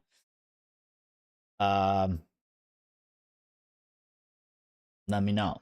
Let me know. Launch day, baby. All right. So yeah. So did Lyle program the new Discord? Wow, that's a nice. He did. He said it's ready to go. Yes, he did. He built the whole thing. He built the whole thing. And you know, again, when I seen it yesterday, I was really taken back. I couldn't believe it. I thought he'd put maybe like 4 tabs and stuff. I thought he'd put in a couple things, and you know, we'll go from there. But when I seen it, I was like, we didn't even need to. He did everything, and it's formatted beautifully. I love it. I absolutely love it. So, and we'll be, you know, keeping it updated and adjusting as time goes on, and we'll be adding a little bit of things here and there. But a starting point, we have a home, finally, for the Discord, and a place where we can chill and hang out. So tomorrow we'll get it launched. We'll get it launched. And you guys have flipped the poll, by the way. The poll has flipped. It's 20 votes. And people, 55% want Osimhen and Cherky over Delap and Cunha. You guys have flipped it. It was the other way around before. So interesting. So tomorrow we're gonna get that Discord. So if you don't have Discord, and you want to be involved, then download Discord on your local app store on your phone, and create an account, and then we will launch it, and we will put the link in the chat tomorrow, and you'll be able to click that link, and you'll be able to you'll be directed directly there, and then we will all be there together, and then we go from there. So it's going to be very good. I'm very excited, actually. But yes, we are going to go. Everybody have a good night. Thank you very much. His line says he did put in 4 tabs, but then he added 100 more. Yeah, that's the thing. Like, he just kept going. He just kept going. He's like, why stop now? He's like, might as well just keep going, you know? I'm on a roll. Yeah, so yeah, it's good stuff. So yeah, I don't know if we need to chat.